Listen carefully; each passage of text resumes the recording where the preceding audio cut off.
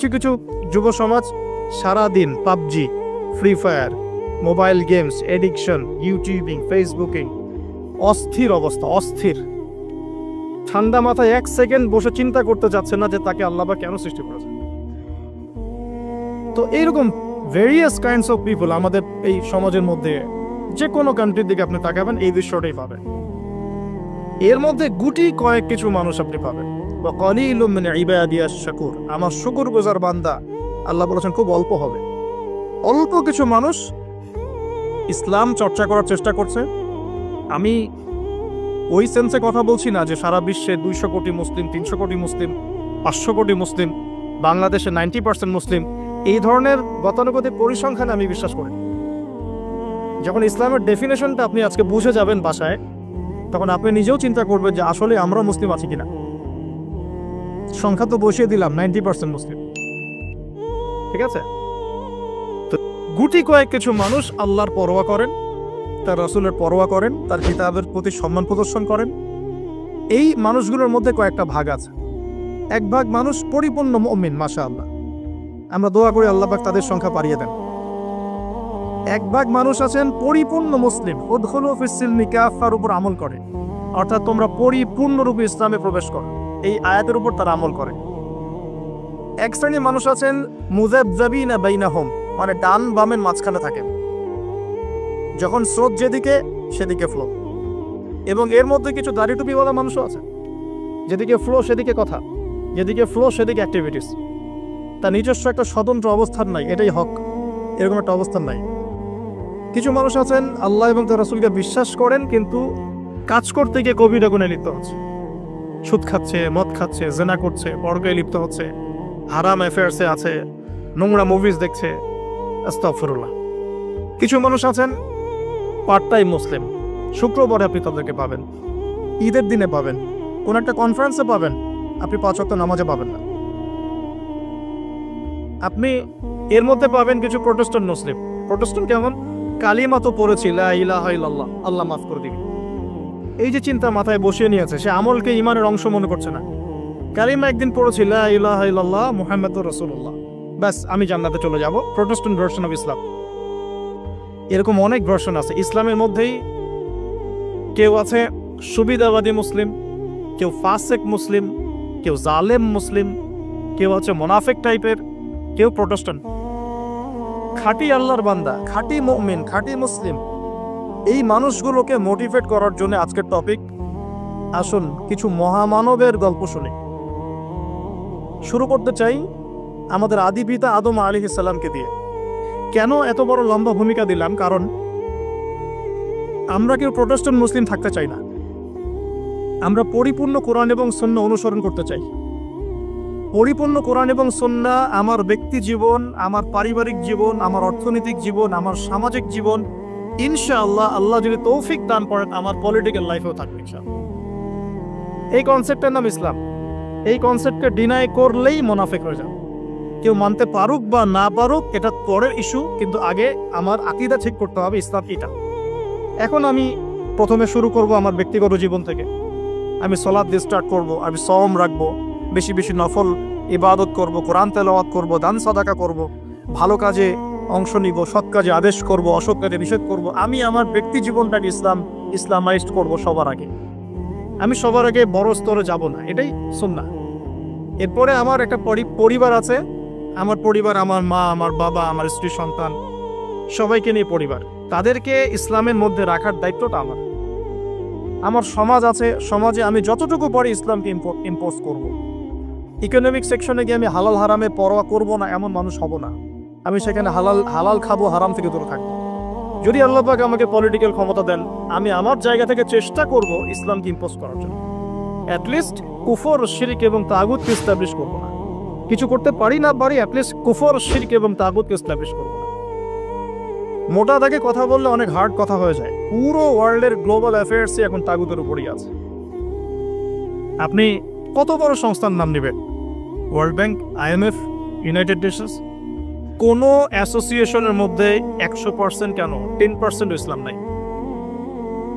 তো এখন আমাদের করণীয়, নিজের ব্যক্তি জীবন থেকে যখন ইসলাম বিদায় নিচ্ছে তখন ওই লেভেলে কথা বলাই তো আমার জন্য দুষ্কর। এটা তো অপরাধ, আমার জন্যই অপরাধ। তো আমাদের ফার্স্ট অফ অল স্টার্ট করতে হবে ব্যক্তি জীবন থেকেই, দেন পরিবার, সমাজ, গ্র্যাজুয়ালি উই উইল অ্যাডভান্স ইনশাআল্লাহ তাআলা। এখন আকীদাকে স্পষ্ট করলাম। আল্লাহ পাক সূরা মুলকের মধ্যে একটা কথা বলছেন, এই আয়াতটা থেকে আমি সামনে যাচ্ছি। আল্লাহ পাক, আপনারা সবাই সূরা মুলক আজকে তেলাওয়াত করবেন বাসায় গিয়ে, কারণ রাতের বেলা সূরা মুলক পড়াটা কিন্তু সুন্নাহ। এখানে আল্লাহ রাব্বুল আলামিন একটা কথা বলেছেন, তাবারাকাল্লাযী বিয়াদিহিল মুলক ওয়া হুয়া আলা কুল্লি শাইইন কাদির। আল্লাহ পাকের হাতেই রাজত্ব, কর্তৃত্ব, তিনি সমস্ত বিষয়ের উপর কর্তৃত্বশীল। আল্লাযী খালাকাল মাউতা ওয়াল হায়াতা, যিনি মৃত্যু এবং জীবন সৃষ্টি করেছেন। কি রিজনে, কি কারণে? লিয়াবলুয়াকুম আইয়ুকুম আহসানু আমালা। আল্লাহ পাক দেখতে চান আমাদের মধ্যে আমলে আহসান কে। অনেক লেকচারে আমি আহসান শব্দটার অ্যাপ্রোপ্রিয়েট ব্যাখ্যা পাইনি স্কলারদের কাছে, লেকচারারদের কাছে। হাসান শব্দটার সুপারলেটিভ ফর্ম হচ্ছে আহসান। হাসান মানে হচ্ছে ভালো, উত্তম, ভালো, খাবারটা ভালো। আহসান খাবারটা অনেক বেশি ভালো। হাসান মানে উত্তম, আহসান অনেক বেশি উত্তম। বলি আমরা কবির মানে বড়, আকবার সবচেয়ে বড়, তগীর মানে ছোট, আসগর মানে সবচেয়ে ছোট। এটাকে বলা হয় ইসমে তাফজিলের সিগা, মানে সুপারলেটিভ ফর্ম ইংরেজিতে আমরা যেটা বলি। তো আল্লাহ পাক এই আয়াতে একটু খেয়াল করে দেখেন, আল্লাহ পাক কিন্তু আমাদেরকে গতানুগতিক মুসলিম হিসেবে দেখতে চাচ্ছেন না। আল্লাহ পাক বলছেন, আমি দেখতে চাই তোমাদের মধ্যে আমলে আহসান কে। ব্যাস এই শব্দটা যদি বুঝতে পারি, আজকের আলোচনার ভিতরে ঢুকতে পারবো। আমি কি আহসানটা বোঝাতে পেরেছি? আল্লাহ পাক দেখতে চান না আমাদের মধ্যে আমলে, আকীদায়, ঈমানে, তাকওয়ায়, এগুলোতে গতানুগতিক কে। আল্লাহ পাক দেখতে চান আমাদের মধ্যে আমলে বেস্ট কে, শ্রেষ্ঠটাকে। এখন কোরআনের পাতাগুলো যদি ঘেটে আমরা শেষ করি, একটা খতম দিয়ে একটা মাসে, চেষ্টা করবেন এক মাসে এক খতম দেওয়ার জন্য, আল্লাহ তৌফিক দান করুন। প্রতিদিন এক পারা করে পড়লে এক মাসে এক খতম হয়ে যায়। আর বছরে অন্তত একবার পুরো কোরআনটা অর্থসহ পড়তে হবে। পারা যাবে ইনশাআল্লাহ? বছরে অন্তত একবার পুরো কোরআনটাকে অর্থসহ আমরা পড়ার চেষ্টা করব। এই পাতাগুলো যদি আমরা উল্টাই, তাহলে দেখব কোরআনের মধ্যে আল্লাহ রাব্বুল আলামিন কাফেরদের কথা বলেছেন, জালেমদের কথা বলেছেন, ফাসিকদের কথা বলেছেন, মুত্তাকি মুমিন মুসলিমদের কথা বলেছেন। এবং আল্লাহ পাক যে শব্দটা চাচ্ছেন আমাদের কাছে, আহসান, এই আহসান কিছু মানুষের কথা আল্লাহ পাক কোরআনে বলেছেন। আজকে ওইটাই গল্প। সূরাতুল বাকারার আয়াত নাম্বার 207-8, এই দুটো আয়াত একটু পড়ে দেখবেন। আল্লাহ পাক বলছেন, ওয়া মিনান নাস, বা'দা আউযু বিল্লাহি মিনাশ শাইতানির রাজীম, ওয়া মিনান নাস, আল্লাহ বলছেন মানুষের মধ্যে কিছু মানুষ আছে, সবাই না। ওয়া মিনান নাস, মানুষের মধ্যে কিছু মানুষ আছে যারা কিনা মাইয়াশরি নাফসাহু বিতিগা মারদাতিল্লাহ, যেই মানুষগুলো আল্লাহ পাকের সন্তুষ্টির জন্য তাদের নফসটাকে বিক্রি করে দিয়েছে। সুবহানাল্লাহ, চারটাখানি কথা না কিন্তু। মানুষের মধ্যে আল্লাহ কিন্তু সূরা বাকারায় বলেছেন শুরুর দিকে, মানুষের মধ্যে কিছু মানুষ আছে যারা মুমিন, কিছু মানুষ আছে যারা কাফের, কিছু মানুষ আছে যারা মুনাফিক, শুরুর দিকে পাবেন। এখানে আল্লাহ পাক বলছেন মানুষের মধ্যে কিছু মানুষ আছে যারা তাদের নফসটাকে আল্লাহর সন্তুষ্টির জন্য বিক্রি করে দিয়েছে। সুবহানাল্লাহ, মানে তাদের জীবনের মূল থিমটাই হচ্ছে আল্লাহ পাকের সন্তুষ্টি অর্জন করা। কোনো কিছুকেই তারা আল্লাহর সন্তুষ্টির উপর প্রাধান্য দিবে না। যদি কোটি টাকার অফার আসে হারাম, সে সেটা রিজেক্ট করবে, আল্লাহ নারাজ হবে। একটা সুন্দরী মেয়ে যদি সেনার অফার করে, সে রিজেক্ট করবে, কারণ সে আল্লাহকে ভয় করে। সে আল্লাহ পাকের জমিনের উপরে গায়রুল্লাহ বা কুফফারদের, তাগুতদের কোনো লস ইমপ্লিমেন্ট করতে পারবে না, কারণ সে আল্লাহকে ভয় করে। সে ইকোনমিক লাইফে হালাল হারামের পরোয়া করে চলবে, কারণ সে আল্লাহকে ভয় করে। সে তার পরিবারে পর্দা এস্টাবলিশ করবে, বিকজ সে আল্লাহকে ভয় করে। মানে আল্লাহ পাকের সন্তুষ্টির জন্য নিজের নফসটাকে, জান মাল সবকিছুকে বিলিয়ে দিয়েছে। এই মানুষগুলোর সম্পর্কে আল্লাহ বলছেন, ওয়াল্লাহু রাউফুম বিল ইবাদ, এই মানুষগুলোর প্রতি আল্লাহ পাক রাউফ হবেন, কোমল নরম সফট হয়ে যাবে। সুবহানাল্লাহ, কোমল নরম সফট মানে কি? কিয়ামতের মাঠে ডাকা হবে, এই গুনাহগুলো করেছিলে? জি আল্লাহ, আমি এই গুনাহগুলো করেছি। আল্লাহ পাক পর্দা দিয়ে দেবেন। পর্দার পরে বলবেন যে দুনিয়াতে তোমার এই গুনাহগুলো আমি গোপন করে রেখেছিলাম, আজকেও সবগুলো গোপন করে দিলাম, জান্নাতে চলে যাও। আল্লাহু রাউফুম বিল ইবাদ, আল্লাহ পাক তার বান্দার প্রতি রাউফ, কোমল হবে। দুনিয়াতে রউফ কেমন, যে কোনো বিপদ আপদ বলা মুসিবতে সেই ব্যক্তি হাঁটু গেড়ে আল্লাহর কাছে চাবে, আল্লাহ আমার এই সমস্যা, আল্লাহ আমার এই সমস্যা, আল্লাহ আমার এই সমস্যা। আল্লাহু রাউফুম বিল ইবাদ, আল্লাহ পাক ওই বান্দার প্রতি সফট কোমল হয়ে যাবে। এগুলোর অনেক প্রমাণ আমি আমার জীবনও পেয়েছি, এগুলো আমি পাবলিকলি বলতে পারবো না, আর আপনি ব্যাখ্যা করতে পারবো। আর এমন কিছু বিষয় আছে যেগুলো আসলে মানুষকে বলেও বোঝানো যায় না। বড় বড় স্কলারদের কিতাব এখন যখন পড়ি, তারা বলেন কি বলবো, তোমরা তো বুঝবেই না। মানে এমন একটা লেভেলে মানুষ চলে যায় যে ওই লেভেলের কথা সবাইকে বোঝানো যায় না। কিভাবে বলবো, কিভাবে ব্যাখ্যা করবো, কোন আবেগ নিয়ে আসবো, কোন সত্য নিয়ে আসবো, আমি আপনাকে বোঝাতে পারবো না, এরকম একটা অবস্থান থাকে। একজন সাহাবীর নাম বলি, আলী ইবনে আবি তালিব রাদিয়াল্লাহু আনহু। আপনি তার পুরো জীবনী পড়লে তাকে খুব সফট পাবেন, নিজেকে গোপনকারী পাবেন, খুব বেশি উচ্ছ্বাস প্রকাশকারী পাবলিক ফিগার, হ্যাঁ, এই যে আমরা শো অফ, নিজেকে জাহির করা, আপনি পাবেন না তাকে। এবং তিনি শেষ জীবনে কি বলেছেন জানেন? শেষ জীবনে বলেছেন যে যে জ্ঞান আমি নবী সাল্লাল্লাহু আলাইহি ওয়াসাল্লামের কাছ থেকে পেয়েছি, সেগুলোকে সুষ্ঠুভাবে বন্টন করার মতো কাউকে পেলাম না জীবনে। মানে একটা লেভেল থাকে মানুষের, আল্লাহ তাকে মারিফত লাভের, যে লেভেলে গিয়ে মানুষ সবার সাথে আমভাবে কিছু বলতে পারে না। আমি ওই লেভেলে কিছু ফিল করছি, কিছু নির্যাস পাচ্ছি যে আমি আপনাকে বোঝাতে পারছি না। যাই হোক, আল্লাহ পাক রউফ মানে এত সফট হবেন, জীবনের যে কোনো পদে আপনি আল্লাহকে ডাকবেন, আল্লাহ আপনাকে তাৎক্ষণিক সাড়া দিবেন ইনশাআল্লাহ, ইনশাআল্লাহ আযজা ওয়া জাল্লা। এখন পাতাগুলো ঘাটলে আমরা প্রথম এইরকম কোন মানুষকে পাই যারা নিজের নফসটাকে আল্লাহর জন্য উৎসর্গ করে দিয়েছেন? এক নাম্বার পাচ্ছি আমরা আমাদের আদি পিতা আদম আলাইহিস সালাম। আজকে ডিটেইলস আয়াত বাই আয়াত পড়ার সময় পাচ্ছি না, তবে আমি তামারি বলছি, আপনারা একটু বাসায় পড়ে নেবেন। আদম আলাইহিস সালামকে আল্লাহ রাব্বুল আলামিন নিজের হাত দিয়ে সৃষ্টি করেছেন, সুবহানাল্লাহ। এখন আল্লাহ পাকের হাত কি, কেমন, কিভাবে ব্যাখ্যা করতে পারবো না, এবং এই ব্যাখ্যা করা আমাদের জন্য জরুরি নয়। আল্লাহ পাক যা বলেছেন বাস, কোনো কিছুর সাথে সাদৃশ্যপূর্ণ নয়, কোনো কিছুর এক্সাম্পল তার সাথে শোভনীয় হবে না। জাস্ট আল্লাহ পাক বলেছেন খলাকতু বিয়াদাই, আমি আদমকে সৃষ্টি করেছি আমার দুই হাত দিয়ে, বাস এই পর্যন্ত ফুল স্টপ। এগুলো হচ্ছে কোরআন সুন্নাহর কিছু মূলনীতি। আল্লাহ পাক বলেছেন আর রহমান আলাল আরশ ইস্তাওয়া, রহমান আরশের উপরে সমুন্নত। কোন হালতে কি অবস্থায় আছেন ব্যাখ্যা করতে পারবো না, দরকার নাই, ফুল স্টপ। আদম আলাইহিস সালামকে সবচেয়ে বড় যে নেয়ামত আল্লাহ পাক দিয়েছেন, সেটা হলো আদম আলাইহিস সালামকে আল্লাহ পাক তার পক্ষ থেকে ইলম শিক্ষা দিয়েছেন, সুবহানাল্লাহ। আল্লাহ পাক প্রথমেই তাকে সৃষ্টি করে ফেরেশতাদেরকে দিয়ে সিজদা করার নাই। আল্লাহ পাক তাকে আগে জ্ঞান শিক্ষা দিয়েছেন, সূরা বাকারা শুরুর দিকে আছে, ওয়া আল্লামাল আদামা আসমা কুল্লাহা। আমি আদমকে যত রকম জ্ঞান আছে, আসমা কুল্লাহা মানে যত রকম নাম এবং জ্ঞান আছে, সবই শিখিয়েছি আদম আলাইহিস সালামকে। উম্মাহ আজকে পিছিয়ে পড়েছে আদম আলাইহিস সালাম এই মহামানবের জ্ঞানতাত্ত্বিক সুন্নত না নিয়ে।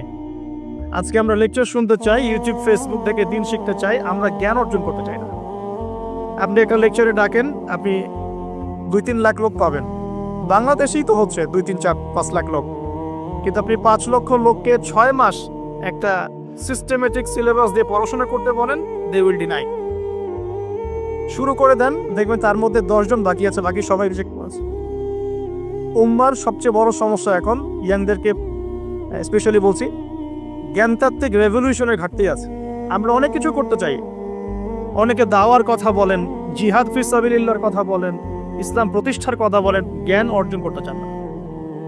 ইলম অর্জন ছাড়া আপনি কিছুই করতে পারেন।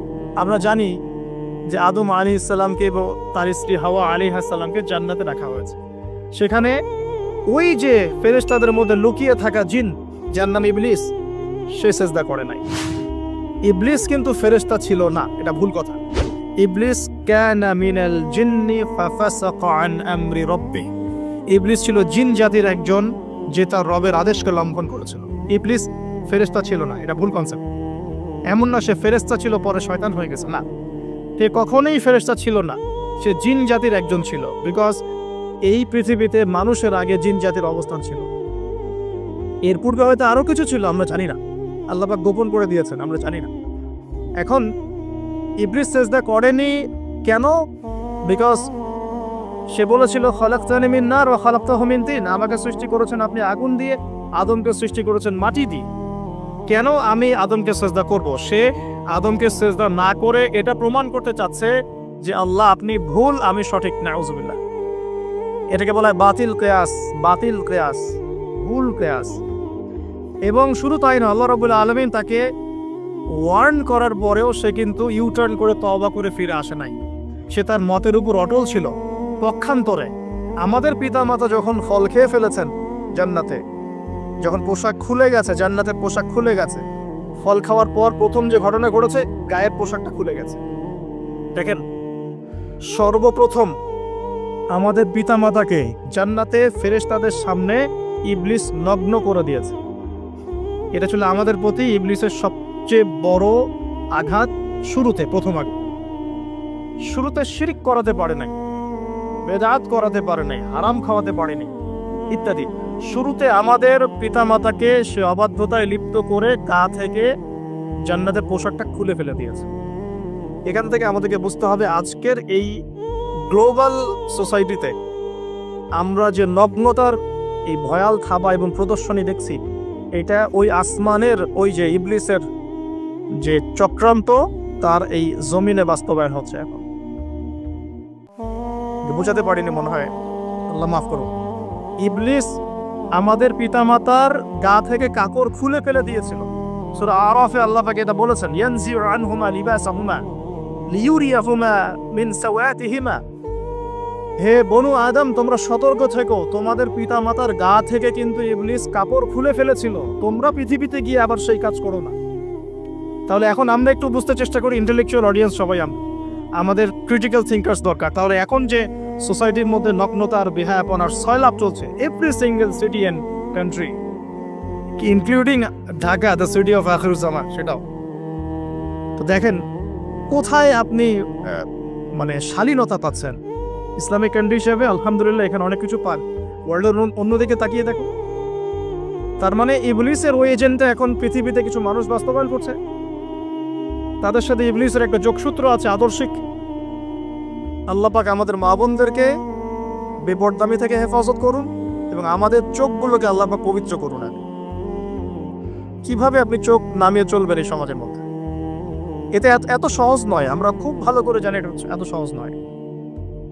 তো দেখুন, অনেক ভিতরে চলে যাচ্ছি। আদম আলাইহিস সালাম, হাওয়া আলাইহিস সালামকে সর্বপ্রথম নগ্ন করে দিয়েছে ইবলিস। তারা কিন্তু তওবা করে ফিরে এসেছে। কি সেটা? রব্বানা, আমরা বলি রব্বানা যালামনা আনফুসানা ওয়া ইল্লাম তাগফির লানা ওয়া তারহামনা লানাকুনান্না মিনাল খাসিরিন। যখনই আমাদের পিতামাতা বুঝতে পারলেন যে তারা একটা ভুল করে ফেলেছেন, তখন তারা তওবা করে ইউটার্ন করলেন আল্লাহর দিকে, যেই কাজটা ইবলিস করে নাই। এই কাজটা ইবলিস না করার কারণে সে কাফের হয়ে গেছে, চিরস্থায়ী জাহান্নামী হয়ে গেছে। আর এই তওবা করে ফিরে আসার কারণে আমাদের পিতামাতা জান্নাতি হয়ে গেছে। আল্লাহ পাক এই কারণেই তার রাসূলের মাধ্যমে জানিয়েছেন যে প্রত্যেক আদম সন্তান, কুল্লু বানি আদম খাত্তা, প্রত্যেক বনু আদম হচ্ছে পাপী। আমরা সবাই পাপী, আমরা সবাই পাপী। পাপের তো শেষ নাই আমাদের, আল্লাহ মাফ করুন। ওয়া খায়রুল খাত্তাইন আত-তাওয়াব, যারা তওবা করে ফিরে আসে এরাই হচ্ছে শ্রেষ্ঠ পাপী।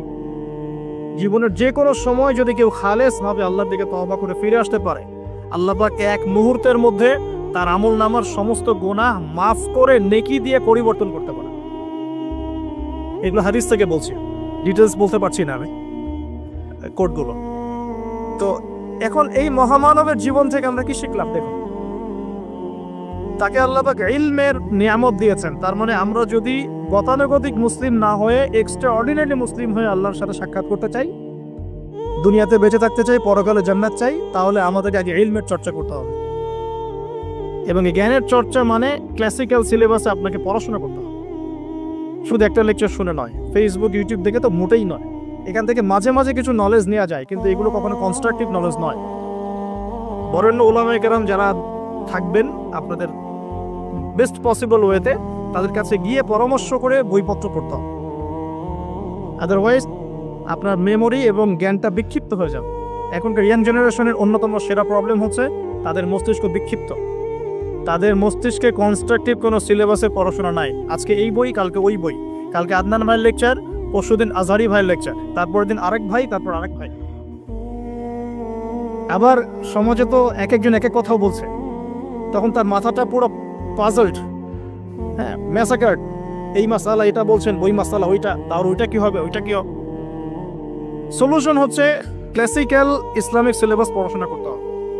আমি খুব শর্ট করে গেলে সাবজেক্টগুলো বলে দিই আপনাদের। 1 নম্বর, ফার্স্ট অফ অল কোরআনুল কারীম।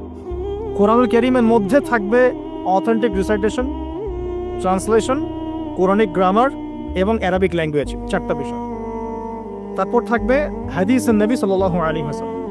হাদিসের মধ্যে সহজ হাদিসের কিতাবগুলো পড়তে হবে। ফর এক্সাম্পল মিশকাতুল মাসাবিহ, রিয়াদুস সালিহিন, বুলুগুল মারাম, আপনার ফাইজুল কালাম, হাদিসে আরবাইন, এরকম কিতাবগুলো আগে, তারপরে আস্তে আস্তে আস্তে আপনি কঠিন কিতাবের দিকে যাবেন। তবে এগুলো ওস্তাদ ছাড়া হয় না। এরপর দরকার হচ্ছে সিরাত, নবী সাল্লাল্লাহু আলাইহি ওয়াসাল্লামের পবিত্র জীবনী। এই জীবনী যার জানা নাই, সে তার জীবনটাকে রাসূলের সিরাতের আলোকে মেলাতে পারবে না। এবং দ্বীন ইসলাম নিয়ে কিছু করতে চাইলে রাসূলের সিরাতের সুন্নাহ মাফিক করতে পারবে না। এরপর দরকার ইকোনমিক্সের জ্ঞান, ইসলামিক ইকোনমিক্স অবশ্যই। তারপরে দরকার হচ্ছে ইসলামিক ইতিহাসের জ্ঞান, ফিকহের জ্ঞান, আকীদার জ্ঞান, উসুলের জ্ঞান। এভাবে একটা কনস্ট্রাকটিভ সিলেবাস দাঁড়ায়। তারপরে গিয়ে একজন মানুষের জ্ঞানটা পাকাপোক্ত হবে। সময় লাগুক না, 10 বছর, 15 বছর, 20 বছর। আমরা দোয়া করি আল্লাহর কাছে, আল্লাহ পাক আগামী পুরো 20 বছর আমাদেরকে পড়াশোনা করার তৌফিক দান করুন। করতে থাকবো। আমাদের বেশি কথা বলার দরকার নেই, করতে থাকবো, জানতে থাকবো। এখন তাহলে আমরা আজকে প্রথম একটা লেসন পেলাম। গতানুগতিক মুসলিম না হয়ে এক্সট্রা অর্ডিনারি মুসলিম হতে হলে প্রথমে এই মহামানবের জ্ঞানতাত্ত্বিক শিক্ষা নিতে হবে, ইলমের মেহনত হবে ইনশাআল্লাহ। আল্লাহ পাক আমাদের সবাইকে জ্ঞানের মেহনত করার তৌফিক দান করুন এবং আমাদের পরিবারে জ্ঞান প্রতিষ্ঠার তৌফিক দান করুন। আমাদের বাচ্চাদের মধ্যে সেই জ্ঞান প্রবেশ করানোর তৌফিক দান করুন। আর প্রয়োজন হচ্ছে তাওবাহ। আদম আলাইহিস সালাম ভুল করেছেন, আমরাও ভুল করি, কিন্তু শয়তানের পাল্লায় পড়ে ভুল করলেই তার তাবেদারি করতে হবে না, বরং যখনই আমাদের স্মরণ হবে আমরা ইউটার্ন করবো আল্লাহর দিকে তওবা করে। দ্বিতীয় মেসেজ হচ্ছে বেশি বেশি তওবা ইস্তেগফার করব। দিনে কমপক্ষে 100 বার পড়তে পারি আস্তাগফিরুল্লাহাল্লাযী লা ইলাহা ইল্লা হুয়াল হাইয়ুল কাইয়্যুম ওয়া আতুবু ইলাইহি, অথবা এতটুকু অ্যাটলিস্ট আস্তাগফিরুল্লাহ ওয়া আতুবু ইলাইহি, আস্তাগফিরুল্লাহ ওয়া আতুবু ইলাইহি, বাস এতটুকু।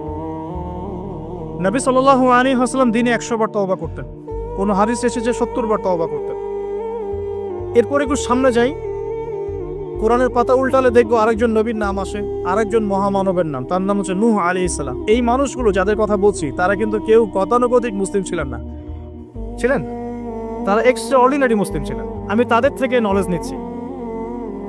এবার আসি কোরআনের পাতা একটু সামনে গেলে দেখবো আরেকজন নবীর নাম চলে আসে, নূহ আলাইহিস সালাম। নাম শুনেছেন? সামারি 950 বছর দিনের দাওয়াত দিয়েছেন। সুবহান। এক্সট্রা অর্ডিনারি মুসলিম হতে হলে আমাদেরকে দাওয়াতি কাজ করতে হবে, তার আগে হয়েছে জ্ঞান অর্জন করতে হবে। এই দাওয়াতি কাজটা হবে মধ্যম পন্থায়, শৈথিল্যতাবাদ না, চরমপন্থা না, মধ্যমপন্থী থাকবো ইনশাআল্লাহ। এখানে অনেক সময় মধ্যমপন্থী থাকতে গিয়ে কিছু মানুষ হিকমতের দোহাই পেরে শৈথিলতাবাদী হয়ে যায়। আমি মনে বুঝাতে পারি না, কিছু মানুষ মধ্যম পন্থার দাওয়াতের কথা বলেও হিকমতের দোহাই দিয়ে কখনো কখনো শৈথিল্যতাবাদী হয়ে যান। এটাও ঠিক, ওটাও ঠিক, এটাও চলে, ওটাও চলে, এদিকে চলে আসে। আবার কিছু মানুষ মধ্যম পন্থার কথা বলে অনেক সময় খুব ওভার এগ্রেসিভ পদক্ষেপে চলে যায়। দুটোই উম্মার জন্য ক্ষতিকর। এই জন্যই ক্লাসিক্যাল ওলামায়ে কেরামের সাথে পরামর্শ ভিত্তিক চলাফেরা করা উচিত। তাহলে তারা ডাইরেকশন দিতে পারবেন যে কোনটা এই প্রেক্ষাপটে করা উচিত, কোনটা করা উচিত না। তো নূহ আলাইহিস সালামের জীবন থেকে আমরা শিখছি দাওয়াতের মেহনত করতে হবে। এটা আমি আজকেও শিখলাম নতুন করে। নিজের মধ্যেই মনে হলো যে আমার সামনে যে ভাই গাড়ি ড্রাইভ করছেন তাকে তো দুটো কথা বলতে পারতাম, কেন বললাম না? যে ইমামের পিছনে নামাজ পড়ে আসলাম তাকে তো দুটো কথা বলতে পারতাম, কেন বললাম না?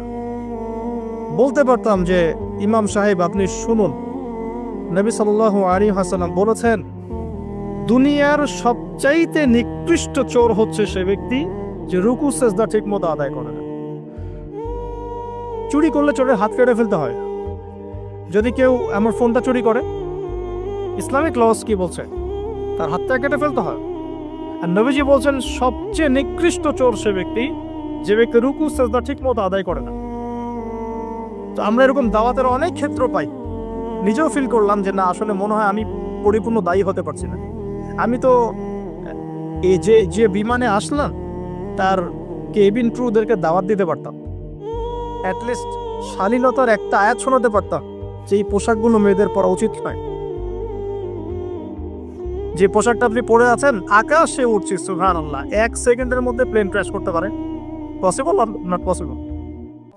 1 সেকেন্ডের মধ্যে। সেখানে আমি কিভাবে আল্লাহর জিকির বাদ দিয়ে বেহায়াপনে লিপ্ত হতে পারি?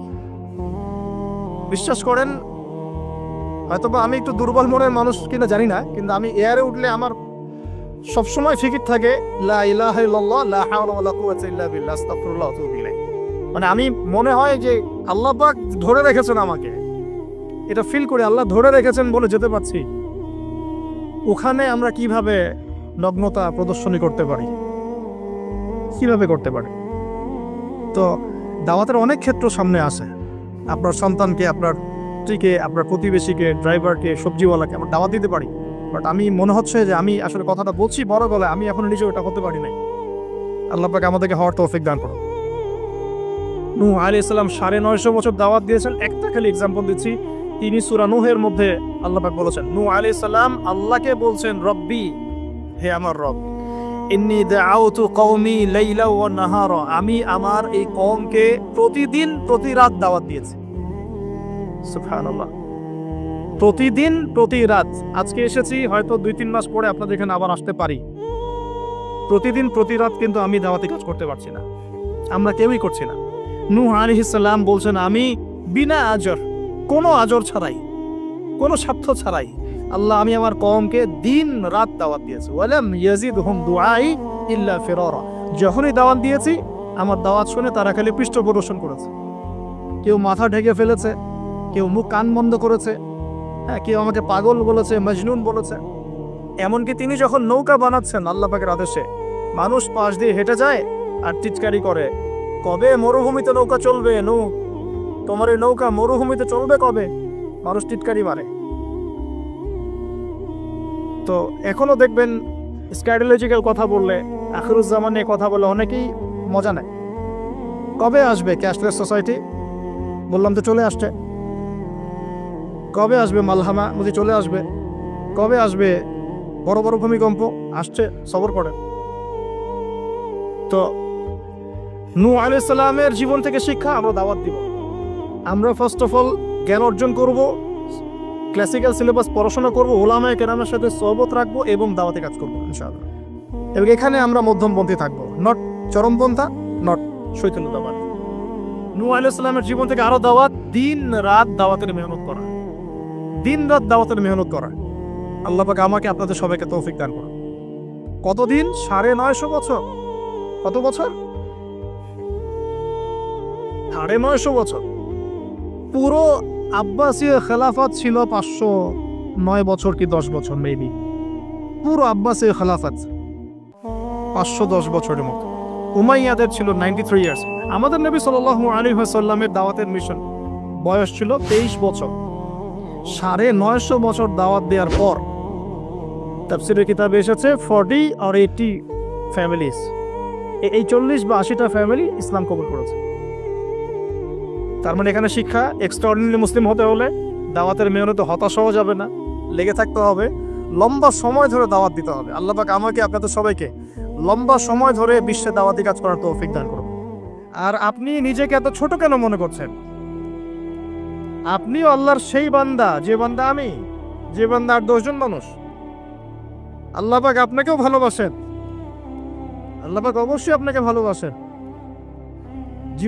জীবনের দীর্ঘ সময় পর্যন্ত আপনি আল্লাহকে ডাকেন নাই, আল্লাহ আপনাকে ফেলে দেয় নাই। আল্লাহ আপনাকে খাওয়ান, এখনো পরান, বাঁচিয়ে রেখেছেন, আল্লাহ নিয়ামত দিয়েছেন। আল্লাহ আপনাকে ভালো না বাসলে এমনি করেন? আল্লাহ পাক অপেক্ষা করছেন কবে খালি আপনি আসবেন আল্লাহর কাছে, এসে বলবেন আস্তাগফিরুল্লাহ ওয়া আতুবু ইলাইহি। আল্লাহ পাক অপেক্ষা করে বসে আছেন আপনার জন্য। আপনি কোথায় যাচ্ছেন? ফাআইনা তাযহাবুন। আল্লাহ পাক বলেছেন ফাআইনা তাযহাবুন, কোথায় যাচ্ছ তোমরা? কোথায় যাচ্ছেন? টাকার পিছনে, বাড়ি গাড়ি, স্ট্যাটাস, স্ত্রী সন্তান, ভোগ বিলাসের পিছনে? আল্লাহ অপেক্ষা করছেন আপনার জন্য। আসেন, সিজদা করেন, ওয়াসজুদ ওয়াকতারিব, সিজদা করেন, নিকটবর্তী হন। আল্লাহ আপনার জন্য অপেক্ষা করছেন। যাবেন না আল্লাহর কাছে? আল্লাহ পাক সবাইকে আল্লাহর কাছে ফিরে আসার তৌফিক দান করুন। এটাই হোক আমাদের কাছে আসার গল্প, এটাই হোক আমাদের কিসের গল্প? কাছে আসার গল্প। আমাদের জেনার গল্প দরকার নাই। ওদের কাছে জেনা হচ্ছে কাছে আসার গল্প, যার ব্যাপারে আল্লাহ বলেছেন লা তাকরাবু জিনা, ওর ধারের কাছেও যেও না, আর তারা ওইটাকে বলবে কাছে আসার গল্প। ইন্না লিল্লাহি ওয়া ইন্না ইলাইহি রাজিউন। আল্লাহ পাক আমাদের যুবক যুবতীদেরকে হেদায়েত দান করুন, পিতা মাতাদেরকে পরিবারে অনুশাসন বজায় রাখার তৌফিক দান করুন। আমাদের এই কাজগুলোর প্রতিফল কিন্তু আমাদেরকে ভোগ করতে হবে। আমাদের মেয়েদের, আমাদের ছেলেদের, তাদেরকে আমরা কিভাবে বড় করছি এটার হিসেব কিন্তু আমাদেরকে চুকিয়ে দিতেই হবে। পিতামাতাদেরকে বলবো সচেতন হয়ে যান। আল্লাহ পাক তৌফিকের আয়াত করুন, আমিন। আর যারা ওই পথে চলে গেছেন তাদের উদ্দেশ্যে একটা কথা বলবো, সেটা হচ্ছে যে এটা একটা মোহ, একটা ভ্রম। বাস্তবতা হচ্ছে যে আপনাকে প্রতিশ্রুতি দিচ্ছে সে আপনাকে অনেক ভালোবাসে, আদতে সে আপনাকে ভালোবাসে না। আদতে সে আপনার অবস্থানকে ভালোবাসে। আপনি আজ হোক আর কাল হোক এটা বুঝতে পারবেন যে সে আপনাকে ভালোবাসে না, আপনার অবস্থানকে ভালোবাসে। আপনার অবস্থান যদি ভালো থাকে সে আপনাকে ভালোবাসবে, অবস্থান ভালো না থাকলে ভালোবাসবে না। একইভাবে আপনি একটা মেয়ের কাছে যে ভোগবিলাস চাচ্ছেন, একটা ছেলে একটা গায়রে মারা মেয়ের সাথে ফ্রেমিক্সিং করলে তার একটাই উদ্দেশ্য থাকে, সেই মেয়েটাকে ভোগ করা। সুযোগ পেলেই সে মেয়েটাকে ভোগ করে ফেলবে। আর একইভাবে এই মেয়েও দেখবেন আপনার যে যতটুকু সামর্থ্য আছে, অর্থবিত্ত যা যা আছে, এটাকে সে ইউজ করার চেষ্টা করছে তার স্বার্থে। বাস্তবিক অর্থে দুজন দুজনকেই ভালোবাসে না মোটেই, দুজন দুজনের স্বার্থকে ভালোবাসে। ভালোবাসা আল্লাহর পক্ষ থেকে আসে। কখন আসবে? যখন আপনি হালালের উপর থাকবেন, যখন আপনি বিয়ে করবেন হালালভাবে। অচেনা একটা মেয়ের প্রতি দেখবেন আল্লাহ পাক এমন ডিভাইন একটা লাভ দিয়ে দিবেন, ওয়াজআলা বাইনাকুম মাওয়াজ্জাতা ওয়া রাহমা। আল্লাহ পাক তার পক্ষ থেকে উভয়ের মাঝখানে হৃদ্যতা, ভালোবাসা, মহব্বত দান করবেন। বলুন সুবহানাল্লাহ। এটা ডিভাইন, আল্লাহর পক্ষ থেকে আসবে, ঐশ্বরিক। আর বাকিটা হচ্ছে ঐশাচিক, শয়তানি, প্রবৃত্তির দাসত্ব, ভোগবাদী। এগুলো খেয়াল রাখবেন। এতে করে যা হবে, আপনি একবার আপনার ইজ্জত হারায় ফেললে কখনো ফিরে পাবেন না। অদ্ভুত বিষয়, মানে এই বিষয়গুলোকে আমরা কিছু মনেই করি না। এখন আমরা কিন্তু কিছু মনেই করি না, মনে করি এটা একটা মানে সোশ্যাল কালচার। গার্লফ্রেন্ড বয়ফ্রেন্ড থাকবে, একটা সোশ্যাল কালচার। এভাবে যে কত ছেলে কত মেয়ে, লক্ষ লক্ষ কোটি কোটি নিত্যদিন জেনা করছে, আল্লাহ ভালো জানে। আল্লাহ পাক আমাদের যুব সমাজকে হেদায়েত করুন, আমি। আর যে প্রশান্তির জন্য আপনি তার কাছে যাচ্ছেন সেটা তার কাছে নাই। প্রশান্তি আছে কোরআনের কাছে, প্রশান্তি আছে নবীর সুন্নাহয়, প্রশান্তি আছে আল্লাহর জন্য সেজদায়। তার আল্লাহর জন্য আল্লাহকে স্মরণ করে আপনি কাঁদবেন, প্রশান্তি পাবেন। আল্লাহর জন্য কিছু কাজ করবেন, তার দিনের কোনো খেদমত করবেন, প্রশান্তি পাবেন। আল্লাহর কোরআনের 10টা আয়াত মুখস্থ করেন, মনে এমন শান্তি আসবে যেটা আপনি কোথাও পাবেন না। আমি চ্যালেঞ্জ করে বলছি আপনাকে, আপনি আল্লাহর কিতাবের আজকে গিয়ে 5টা আয়াত মুখস্থ করেন, অর্থটা পড়বেন, কয়েকবার চর্চা করেন, মানুষকে শোনান, আপনি মনে এমন একটা প্রশান্তি পাবেন যেটা পৃথিবীর কোনো জায়গায় পাবেন না। এখানে প্রশান্তি এত এত বেশি মাত্রায় আসবে, যার খবর যদি ওই পশ্চিমারা জানতো তাহলে আমার কলিজায় বোম মেরে উড়িয়ে দিত। কথা বুঝতে পারেন নাই? আল্লাহর পথে চললে যে প্রশান্তিটা পাওয়া যায়, এর খবর যদি ইসলামের শত্রুরা জানতো তাহলে মুসলিমদের কলিজায় পারমাণবিক বোমা মারত। তারা জানে না কি প্রশান্তি এখানে পাওয়া যায়। আপনি যে প্রশান্তির জন্য এখানে যাচ্ছেন এটা ওখানে নাই। কোরআনের কাছে আছে, সেজদায় আছে, নামাজে আছে, তাহাজ্জুদে আছে, আল্লাহর জিকিরে আছে। আর নেককার স্ত্রীর কাছে আপনি প্রশান্তি পাবেন। এটা আল্লাহ আপনাকে গিফট দিয়েছেন। আদম আলাইহিস সালামকে আল্লাহ পাক দিয়েছেন না? তার একাকী বোধ হচ্ছিল জান্নাতে, আল্লাহ পাক সঙ্গিনী সৃষ্টি করেছেন। এখানে আপনি প্রশান্তি পাবেন, বাকিগুলো প্রশান্তির উৎস নয়। পরে দেখা যাবে ওখানে ছ্যাঁকা খেয়েছে, খেয়ে তারপরে মাদক সেবন করবে, তারপরে মিউজিকের কাছে যাবে, তারপরে দেখবেন যে পতিতালয়ে যাচ্ছে, তারপরে হয়তো গুন্ডামি করবে, জীবনটা উচ্ছৃঙ্খল হয়ে গেল। কেউ কেউ আত্মহত্যাও করবে, কারণ হচ্ছে ওই যে শুরুতে একটা মেয়ের সাথে প্রেম করে ছাকা খেয়েছে, ওখানে প্রশান্তি খুঁজেছে, শয়তান এদেরকে নিয়ে খেলেছে, একবারে দুজনের জীবন নষ্ট করে ফেলেছে। আদতে কি হলো? মুসলিম উম্মাহ থেকে 2টা নক্ষত্র ঝরে গেল। হয়তো ওই যুবককে দিয়ে দিনের কোনো খেদমত হতো, এখন আর হলো না। হয়তো ওই যুবক তার যৌবনকালটা ইবাদত করে কাটাতে পারতো, আরশের ছায়া ছায়া পেত, আর পেল না। শয়তান সাকসিড, শয়তান জিতে গেল। এই হচ্ছে বাস্তবতা। বাস্তবতা বোঝেন, আল্লাহর কাছে ফিরে আসেন, আল্লাহ আপনার অপেক্ষা করছেন। আসবেন না আল্লাহর কাছে? এটাই হোক আল্লাহর কাছে আমাদের কাছে আসার গল্প। আল্লাহ পাক আমাদেরকে তৌফিক দান করুন, আল্লাহুম্মা আমিন। তো সুন্নতের কথা বলতে গিয়ে আসলাম। নবী সাল্লাল্লাহু আলাইহি ওয়াসাল্লামের সুন্নাহ আমরা যেন আমাদের সামগ্রিক জীবনে পালন করার চেষ্টা করি, আল্লাহ পাক চেষ্টাটা যেন কবুল করেন, আমিন। এরপরে আছে সালাতের কথা, তারপরে আছে আপনার যাকাতের কথা। নিসাব পরিমাণ সম্পত্তি হয়ে গেলেই যাকাত দিতে হবে। এটা নফল কিছু নয়, ফরজ জিনিস। যদি আপনি সামর্থ্যবানদের যাকাতগুলো কালেক্ট করতে পারতেন, কেউ যদি পারত, দেখতেন এই যাকাতের অর্থগুলো দিয়ে এত এত মানে বিগ বিগ প্রজেক্ট করা যেত যেটা আপনি কল্পনা করতে পারবেন। এটা কিন্তু নফল কিছু নয়, দিতেই হবে, বাধ্যতামূলক। যাকাত আল্লাহ পাক এই জন্য ফরজ করেছেন যাতে করে সমাজের মধ্যে ধনী এবং গরিবের সাম্য বজায় থাকে। এটা গরিবের হক। যাদের উপর যাকাত ফরজ হয়েছে তারপরেও যাকাত দিচ্ছে না, এদের সম্পত্তিগুলোকে আল্লাহ পাক কিয়ামতের দিন গলাবেন, মানে ধাতুতে পরিণত করে গলাবেন, গলিয়ে কপালে, গালে, পিঠে, চেহারায় লেপটে দিবেন। বলেন নাউজুবিল্লাহ। সূরা তাওবা পড়ে দেখেন, সূরা তাওবার মধ্যে এটা আছে। সম্পত্তি গলানো হবে, গলে একটা সোনা, তামা, ব্রোঞ্জ এগুলো গলালে কেমন হবে? এগুলো উত্তপ্ত করে যদি গায়ে লাগিয়ে দেওয়া হয় কেমন শাস্তি হবে? বলা হবে এটাই সেই তোমার সম্পদ যা তুমি সঞ্চয় করেছিলে, আজকে এটা আযাব ভোগ করো। নাউজুবিল্লাহ। এটা সমাজের সাম্য বজায় রাখে, গরিব আর ধনীর মধ্যে একটা ব্যালেন্স বজায় রাখে। এটা গরিবের হক। যখন আমরা যাকাত দিব না, গরিব মানুষের মাথাপিছু যে মানটা আছে জীবনযাত্রা, এটা আরো কমে যাবে। এটাতে শুধুমাত্র একটা রাষ্ট্রেরই উপকার হয় না, ব্যক্তি পর্যায়ে উপকার হয়। যখন ব্যক্তি পর্যায়ে যাকাত চলে যাবে সবার হাতে হাতে, দেখবেন আজকে যে খেতে পারছে না সে কালকে দুবেলা খেতে পারবে ইনশাআল্লাহ। আর অনেক মুসলিম আছি আমরা যারা সালাত পড়ি, যাকাত দেই না, আছি না? যাকাতকে আমরা ফরজই মনে করি না। যদি বলা হয় ইসলামের 5টা পিলার বলেন, বলবে কালিমা, নামাজ, রোজা, হজ, যাকাত। যাকাত সবচেয়ে শেষে, তাই না? যাকাতকে পাঠাইছে সবচেয়ে শেষে, অথচ আল্লাহ বলেছেন কালিমা, তারপরে সালাত, তারপরে যাকাত, তারপরে সাওম, তারপরে হজ। যাকাতকে গুরুত্ব দিন, এটা ইসলামিক অর্থনীতির মূল ভিত্তি। যাকাতের উপরে আল্লামা তাকি উসমানী শাইখের একটা বই আছে, এই বইটা পড়তে পারেন, অত্যন্ত চমৎকার। যাকাত নিয়ে বিস্তারিত আলোচনা করা হয়েছে এবং যাকাত কিভাবে মানবতার উপকার করবে এটা বলা আছে। আজকে এটা টপিক না, আমি না হলে অনেক লম্বা কথা বলতে পারতাম। আল্লাহ পাক আমাদের সবাইকে যাকাত দেওয়ার তৌফিক দান করুন, আমিন। এরপরে সাওমের কথা বলেছেন। সাওম ইনশাআল্লাহ সামনে আসবে, আমরা সবাই রাখবো। আল্লাহ পাক আমাদের সবাইকে 30টা সাওম, পুরো মাস সাওম রাখার তৌফিক দান করুন, আমিন। এবং সাওমটা শুধু না খেয়ে থাকার, পিপাসার্ত থাকার নাম নয়, বরং আল্লাহ পাকের যাবতীয় নিষেধ ছেড়ে দেওয়ার নাম কিন্তু সাওম। এটা একটা হিজরত। মানে আল্লাহ পাক যত বিষয় নিষেধ করেছেন এগুলোকে ছেড়ে দেওয়ার নাম কিন্তু রোজা বা সাওম। শুধু না খেয়ে থাকার নাম সাওম নয়। না খেয়ে থেকে কেউ যদি গালি দেয়, গীবত করে, সুদ খায়, জিনা করে, তার কি রোজা হবে? হবে না। আল্লাহ পাকের নিষেধগুলো বর্জন করলে পরে রোজা হবে ইনশাআল্লাহ। এর উদ্দেশ্য কি? তাকওয়া অবলম্বন করা। কুতিবা আলাইকুমুস সিয়াম কামা কুতিবা আলাল লাযিনা মিন ক্বাবলিকুম লাআল্লাকুম তাত্তাকুন। উদ্দেশ্যটা কি? লাআল্লাকুম তাত্তাকুন। আল্লাহ পাকের নিষেধ না ছাড়লে কি কেউ তাকওয়া অবলম্বন করতে পারবে? অতএব সিয়ামের মূল উদ্দেশ্য কি? তাকওয়া অবলম্বন করা, আল্লাহ পাকের যাবতীয় নিষেধগুলোকে বর্জন করা।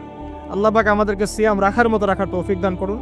রমজান মাসে আমরা ইফতার করাবো বেশি বেশি ইনশাআল্লাহ।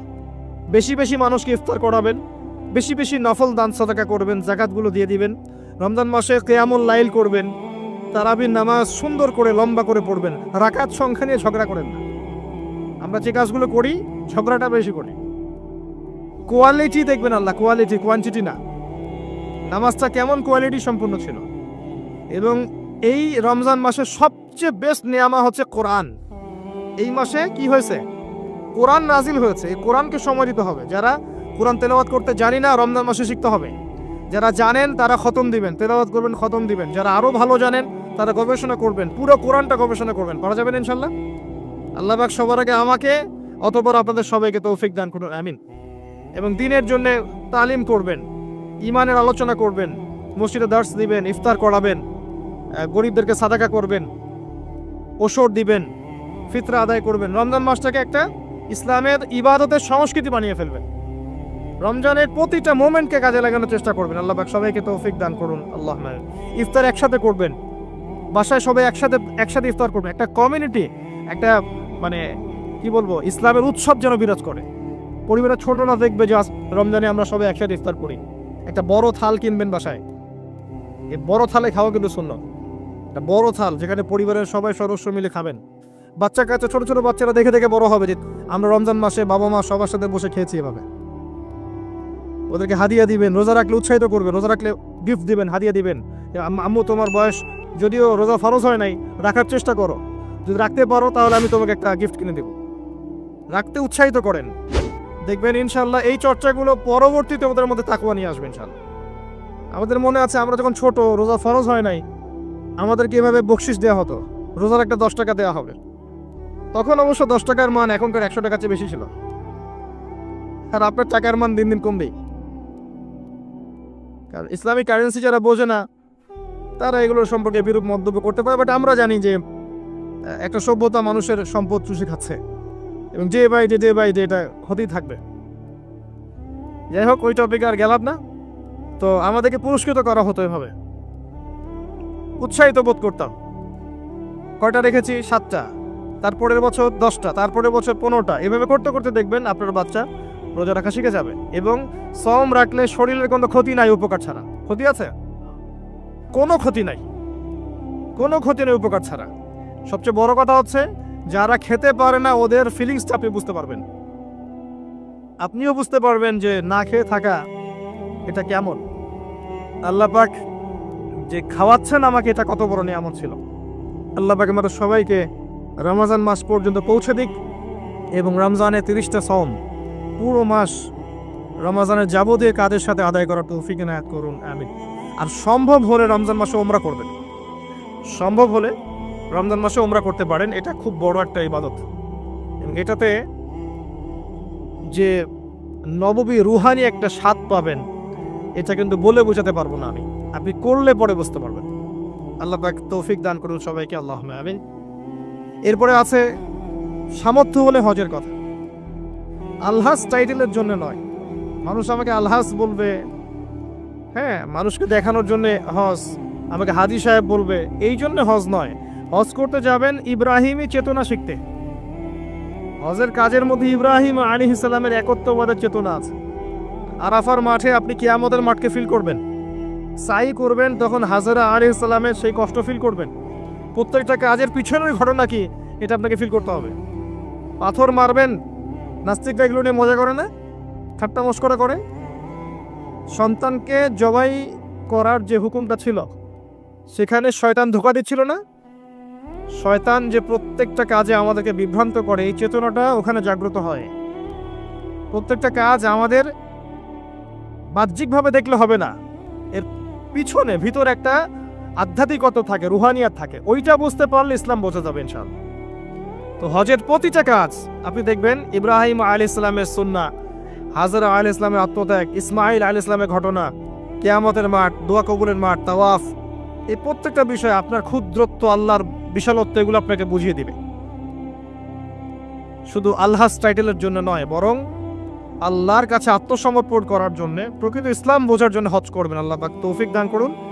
দোয়া করে আল্লাহ পাক সবাইকে জীবনে অন্তত একটাবার জন্য হজ করার তৌফিক দান করেন, আমিন। এটা প্রথম প্রশ্ন ছিল।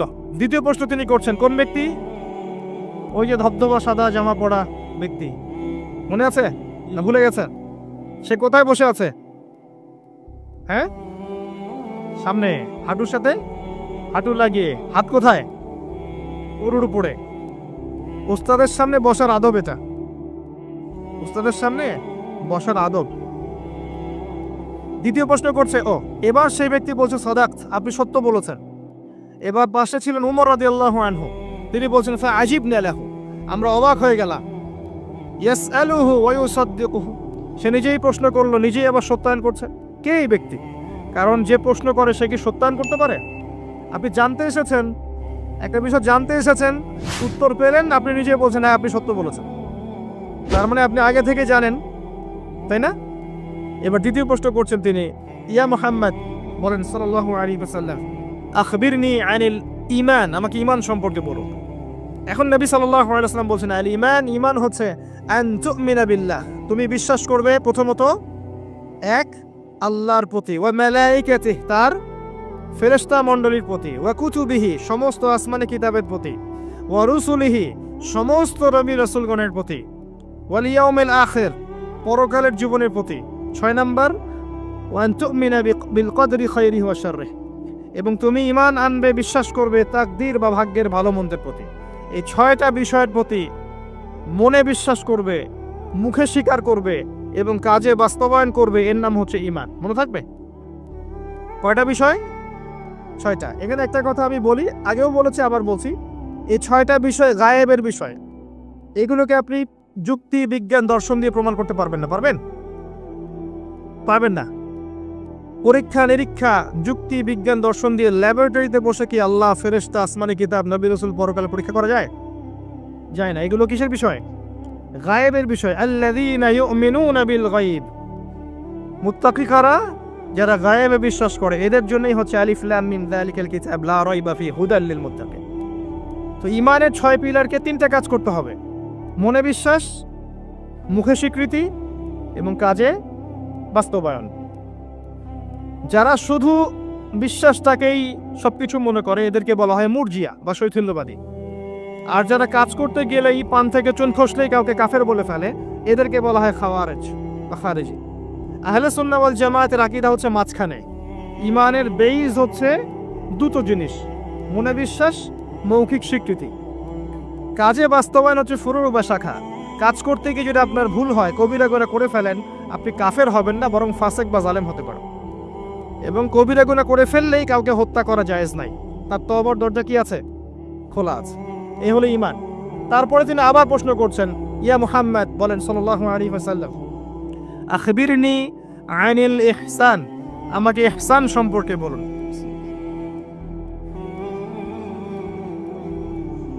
তখন নবী সাল্লাল্লাহু আলাইহি ওয়াসাল্লাম বলছেন, আল ইহসান, ইহসান হচ্ছে আন তা'বুদাল্লাহা কাআন্নাকা তারাহ, তুমি এমন ভাবে আল্লাহর ইবাদত করবে যেন তুমি আল্লাহকে দেখতে পাচ্ছো। কথা বুঝতে পারছেন? খুব ডিফিকাল্ট। কথাটা বলা সহজ, আমল করা খুব ডিফিকাল্ট। তুমি এমন ভাবে আল্লাহর ইবাদত করবে যেন তুমি আল্লাহকে দেখছো। ওয়া ইল্লাম তাকুন তারাহ ফাইন্নাহু ইয়ারাক, যদি তুমি আল্লাহকে দেখতে না পারো তাহলে জেনে রাখবে আল্লাহ তোমাকে দেখছেন। এই কনসিয়াসনেসের নাম হচ্ছে ইহসান, আত্মশুদ্ধি, আল্লাহ কনসিয়াসনেস। যদি কারোর মধ্যে ইহসান থাকে, সে কি পাপ করতে পারবে? সে কেউ যদি ফিল করে যে আল্লাহ আমাকে দেখছেন, প্রত্যেকটা কাজে, ইবাদতে, ব্যবসায়, মুআমালাতে, সামাজিক বিষয়ে, চাকরি বাকরি, ওয়ার্ল্ড অ্যাফেয়ার্স, প্রত্যেকটা বিষয়ে যদি কেউ মনে করে আল্লাহ আমাকে দেখছেন, তাহলে কি কারো পক্ষে পাপ করা সম্ভব? এই চেতনাটা আল্লাহ পাক জাগ্রত করতে বলেছেন। আল্লাহ পাক আমাদের সবাইকে আমলে, আকীদায়, মুআমালাতে ইহসান দান করুন, আল্লাহুম্মা আমিন। আর এই ইহসানের সাথে একটা শব্দ সম্পর্কিত, এর নাম হচ্ছে তাকওয়া। একটা আপনাদের এখানে সি বিচ আছে না? একটা সি বিচের মধ্যে কিছু কাচের টুকরা ফেলে দেওয়া হয়েছে। ছোট্ট একটা জায়গায় সৈকতে কাচের কিছু টুকরা ফেলে দেওয়া হয়েছে। আপনাকে বলা হলো যে এর উপর দিয়ে হাঁটেন। এখন আপনি কিভাবে হাঁটবেন? নর্মালি হাঁটবেন না পা গুলো ফেলে ফেলে খুব কেয়ারফুলি হাঁটবেন? এই হাঁটাটা হচ্ছে তাকওয়া। এই হাঁটাটার এক্সাম্পল হচ্ছে তাকওয়া। মানে এই কাচের টুকরাগুলো হচ্ছে গুনাহ, শয়তানের ট্র্যাপ, ফাসাকি, জুলুম, অন্যায়, অত্যাচার, পাপ। এখান থেকে বেঁচে বেঁচে আপনাকে পা ফেলতে হবে, এর নাম তাকওয়া। কখন ফেলা সম্ভব হবে? যখন আমি ফিল করবো আল্লাহ আমাকে দেখছেন। এই কনসিয়াসনেস না থাকলে এটা হবে না। টেবিলের তল দিয়ে আপনি ঘুষ দিচ্ছেন, যে নিচ্ছে সে যদি ওই সময় চিন্তা করে আল্লাহ আমাকে দেখছেন, নিতে পারবে? ব্যবসা করছেন, মাপে ওজন কেউ দেখছে না, কাস্টমার দেখে নাই, আপনি দেখছেন, বুঝতে পারছেন। আপনি যদি ওই সময় চিন্তা করেন যে আল্লাহ আমাকে দেখছেন, এ দেখে নাই, আপনি কম দিতে পারবেন? পারবেন না। বোনের সম্পত্তি আপনি সিস্টেম করে নিতে পারেন, বোন শিক্ষিত না, বোঝে না, আপনি চিন্তা করছেন আল্লাহ তো আমাকে দেখছেন, পারবেন নিতে? প্রতিটা কাজ যদি এতটুকু মানুষ ফিল করে যে আল্লাহ আমাকে দেখছেন, আপনি পারবেন না করতে। এরপরেও যদি পাপ হয়ে যায়, দেন তওবা করে ফিরে আসতে হবে। আল্লাহ পাক সবাইকে তাকওয়া অবলম্বন করে তৌফিক এনায়েত করুন। এটা 3 নম্বর প্রশ্ন ছিল। 4 নাম্বার ছিল ইয়া মুহাম্মদ সাল্লাল্লাহু আলাইহি ওয়াসাল্লাম আখবিরনি আনিস সাআহ, আমাকে কিয়ামত সম্পর্কে বলুন, কিয়ামত সম্পর্কে বলুন। নবী সাল্লাল্লাহু আলাইহি ওয়াসাল্লাম বলেন মাল মাসউলু আনহা বিআ'লামা মিনাস সাইল, এই বিষয়ে প্রশ্নকারী এবং উত্তরদাতা উভয়ের জ্ঞানীর সমান। প্রশ্নকারীর চেয়ে উত্তরদাতা বেশি জানে না, মানে এই বিষয়ের চূড়ান্ত জ্ঞান আল্লাহ ছাড়া কারো জানা নাই। কবে, কোন সালে, কোন ডেটে, কি বারে কিয়ামত হবে কেউ বলতে পারবে? কেউ পারবে না। প্রশ্ন করলেন এই ব্যক্তি, এবং 4টা মৌলিক প্রশ্নের একটা তিনি করলেন কিয়ামত কবে হবে। 4টা মৌলিক প্রশ্নের একটা হচ্ছে কিয়ামত কবে হবে। তাহলে কিয়ামত সম্পর্কে সচেতনতা এটা আসলে নিছক কোনো জ্ঞান নয়, তাই না? কিয়ামত সম্পর্কে সচেতনতা এটা কিন্তু অহেতুক কোনো জ্ঞান চর্চা নয়। কারণ 4টা মৌলিক প্রশ্নের একটা করা হয়েছে কিয়ামত কবে হবে। যদি আপনি সবগুলোকে ভাগ করেন 25% হচ্ছে এই প্রশ্নটা। কথা বুঝতে পারছেন? এটা 25%। এবার নবী সাল্লাল্লাহু আলাইহি ওয়াসাল্লাম বললেন আমি জানি না, মাল মাসউলু আনহা বিআ'লামা মিনাস সাইল। তারপরে তিনি আবার প্রশ্ন করলেন ফাখবিরনি আন আমারাতিহা, তাহলে আমাদেরকে কিয়ামতের কিছু আলামত বলে দিন। আবার প্রশ্ন করার কি দরকার ছিল যখন নবীজি বললেন আমি জানি না? যদি বিষয়টা গুরুত্বপূর্ণ নাই হয়ে থাকে, যদি বিষয়টা গুরুত্বপূর্ণ না হয়ে থাকে আবার কাউন্টার প্রশ্ন করার কি দরকার ছিল? তিনি আবার প্রশ্ন করলেন তাহলে আলামত বলে দিন। এবার নবীজি বলছেন 2টো আলামত। কয়টা বলছেন এই হাদিসে? 2টো। একটা হচ্ছে আন তালিদাল আমাতু রাব্বাতুহা, যখন দেখবে দাসী তার মনিবকে জন্ম দিচ্ছে। মানে একবার ব্যাখ্যা করেছি, সমাজের ন্যায় অন্যায়, হক বাতিল, সত্য মিথ্যার মানদণ্ডটা উল্টে যাবে, হালাল হারামের মানদণ্ড উল্টে যাবে। মানুষ হালালকে হারাম করবে, হারামকে হালাল করবে, ন্যায়কে অন্যায় বানাবে, অন্যায়কে ন্যায় বানাবে, সত্যকে মিথ্যা বানাবে, মিথ্যাকে সত্য বানাবে, মানদণ্ড উল্টে যাবে এবং এগুলো পরোয়া করবে না মানুষ। আরেকটা ব্যাখ্যা হচ্ছে সত্যিকার অর্থেই দাসী মনিবকে জন্ম দিতে পারে। এটা জলজান্ত এক্সাম্পল এখনকার সিঙ্গাপুর। ফ্যামিনিস্ট রেভলিউশনের কারণে এবং সুদের কারণে এমন একটা অবস্থা মুখোমুখি হয়েছে বিশ্ব যে অনেক ক্ষেত্রে মেয়েরা সন্তান জন্ম দেওয়ার সময় পাচ্ছে না, ফুরসত নাই। সন্তান জন্ম দেওয়াটাকে তারা এখন পিছিয়ে পড়া বলছে অনেক কান্ট্রিতেই। শেষে কি হয়, দরিদ্র কান্ট্রি থেকে মেয়েদেরকে হায়ার করা হয়, দরিদ্র কান্ট্রি থেকে মেয়েদেরকে হায়ার করা হয় এবং তাদের গর্ভটাকে ভাড়া নেওয়া হয়। এই গর্ভের মধ্যে স্পার্ম ইনজেক্ট করা হয়, জাইগোট গঠন করে, বাচ্চা কনসেপ্ট করে। কথা কি বুঝতে পারছেন? গর্ভ ভাড়া নিয়েছে, নিয়ে তার শুক্রাণু সেখানে পুশ করেছে। 9 মাস এখানে বাচ্চাটা বড় হবে। এই 9 মাস এই দরিদ্র মেয়েটাকে অনেক খাওয়ানো হবে, পড়ানো হবে, সুন্দর সুন্দর কাপড় দেওয়া হবে, ভালো মন্দ খাওয়ানো হবে, কারণ ওই সন্তানটার ভালোর জন্য। এবার যখন বাচ্চাটা প্রসব হয়ে যাবে, বাচ্চাটা সে রিলিজ, সে খালাস, ও ডলার নিয়ে চলে যাবে। সন্তান জন্ম দেওয়ার বিনিময়ে $10,000, $20,000, $50,000 এই যে গর্ভ ভাড়া নেওয়া হয়েছে। এই যে বাচ্চাটা হলো, এই বাচ্চাটাকে আর মালিকের, দাসী তার মনিবকে জন্ম দিল। হাদিস বাস্তব। এই ব্যাখ্যাটা আজকে থেকে 1400 বছর আগে করা সম্ভব ছিল না। কথা বুঝতে পারছেন না? এই ব্যাখ্যাটা এখনকার বিশ্বে আপনি করতে পারবেন। এই জন্য কোরআন সুন্নাহকে নিয়ে খালি লিটারালি পড়লে হবে না, যুগের সাথে মেলাতে তো হবে। যুগের সাথে যদি আমি না মেলাই তাহলে কোরআন সুন্নাহকে দিয়ে যুগ জিজ্ঞাসার জবাব বের করতে পারবো না। এই ব্যাখ্যাটা আপনি আজকে থেকে 100 বছর আগেও করতে পারতেন না, কিন্তু এখন পারবেন। সত্যিকার অর্থেই দাসী তার মনিবকে জন্ম দিচ্ছে এখন এই বিশ্বে। নবীজি তা বলেছিলেন আনতালিদাল আমাতু রাব্বাতুহা, যখন দাসী তার মনিবকে জন্ম দিবে। আরেকটা বলেছিলেন ওয়ান তারাল হুফাতাল উরাতাল আলাতা রিয়াশা ইয়াতাতাওয়ালুনা ফিল বুনিয়ান, যখন তুমি দেখবে সমাজের, মাইন্ড করবেন না, যখন তুমি দেখবে সমাজের সবচেয়ে দরিদ্র শ্রেণীর, রাখাল শ্রেণীর, নগ্ন পদের, খালি পায়ের, নগ্ন গায়ের, মানে গায়ে জামা নাই, পায়ে স্যান্ডেল নাই, এমন শ্রেণীর মানুষেরা উঁচু উঁচু বিল্ডিং নির্মাণের প্রতিযোগিতা করবে, ফান্তাজির সাআহ, কিয়ামতের অপেক্ষা করতে থাকো। বিগত 200 বছরে বিশ্ব দেখে নাই এত হাইলি টলেস্ট বিল্ডিং এর প্রতিযোগিতা। অমুকের 100 তলা তো অমুকের 200, অমুকের 200 তো অমুকের 300। এটা সমাজ থেকে শুরু করে রাষ্ট্র, বিশ্ব সব জায়গায় এই দৃশ্য দেখা যাচ্ছে। সমাজে দেখেন কিছু মানুষ ছিল যারা টাকা পয়সা ছিল না, আজকে দেখবেন বিল্ডিং তুলছে 10 তলা, 20 তলা, 50 তলা। অনেক রাষ্ট্র ছিল, ওই যে বেদুইন রাষ্ট্র ছিল, মধ্যপ্রাচ্যের দিকে তাকাবেন, আগে জামা পরার টাকা ছিল না, ব্ল্যাক গোল্ড পেয়েছে, তেল উঠাইছে আর খাইছে, উঠাইছে আর খাইছে না, উঠাইছে আর আমেরিকাকে দিছে, তেল তুলছে আর আমেরিকাকে দিছে, দিয়ে ডলার নিছে, নিয়ে উঁচু উঁচু বিল্ডিং, তোমার 100 আমার 110, এবং এটা গর্বের বিষয় ওদের কাছে এখন। এই দৃশ্যের কথা নবী সাল্লাল্লাহু আলাইহি ওয়াসাল্লাম বলেছেন যে যখন তুমি দেখবে সমাজের সবচেয়ে দরিদ্র মানুষেরা উঁচু উঁচু বিল্ডিং নির্মাণের প্রতিযোগিতা করবে, একটা কমন প্রশ্ন করি এখন, যে ব্যক্তির টাকা নাই সে কেমন করে বিল্ডিং তুলবে? এই উত্তরটা দেওয়ার জন্য আপনার পিএইচডি করার কোনো দরকার নাই, উত্তর খুব সহজ। একজন ব্যক্তির টাকা নাই, সে কিভাবে 20 তলা বিল্ডিং করতে পারে? উত্তর দেন, কিভাবে বলেন? শুধু অবৈধভাবেই নয়, অবৈধভাবে তো একটা অপশন আছেই। কিভাবে? এক্স্যাক্টলি, সুদের মাধ্যমে। সুদ ছাড়া অন্য কোনো অপশন নাই। এবং আমি এখন যে ফ্ল্যাটে ভাড়া আছি, মনে করেন যেই ফ্ল্যাটে ভাড়া আছে সেই ফ্ল্যাটের ভাড়ার টাকা আমি যে দিচ্ছি, এই যে ফ্ল্যাট মালিকরা যে ভাড়াটিয়াদের কাছ থেকে প্রতি মাসে ভাড়া তুলে এই ভাড়ার টাকা থেকে লোন শোধ করছেন ব্যাংকের, এখন আমি সুদ খাচ্ছি না? আমি নিজেও সুদের সাথে সম্পৃক্ত হয়ে গেলাম। তাহলে আমার টাকা দিয়ে সে সুদের ঋণ পরিশোধ করছে। এটা সেই যুগ, যে যুগে একটা মানুষও সুদ থেকে বাঁচতে পারবে না, ইল্লা মাশাআল্লাহ। বাঁচতে পারবে কারা? ওই যে ছোট্টখাটো দ্বীপে যারা বাস করে, সোসাইটির সাথে কোনো সম্পর্ক নাই, ওরা হয়তো পারতে পারে। নাগরিক জীবনে কেউ সুদ থেকে বাঁচতে পারবে না। এই যুগের কথা নবী সাল্লাল্লাহু আলাইহি ওয়াসাল্লাম হাদিসের মধ্যে বলে গেছেন। একটা যুগ আসবে যখন সমাজের প্রায় প্রতিটা মানুষ সুদ খাবে, যে খাবে না তার গায়েও এসে সুদের ধুলা লাগবে। এটা সেই যুগ।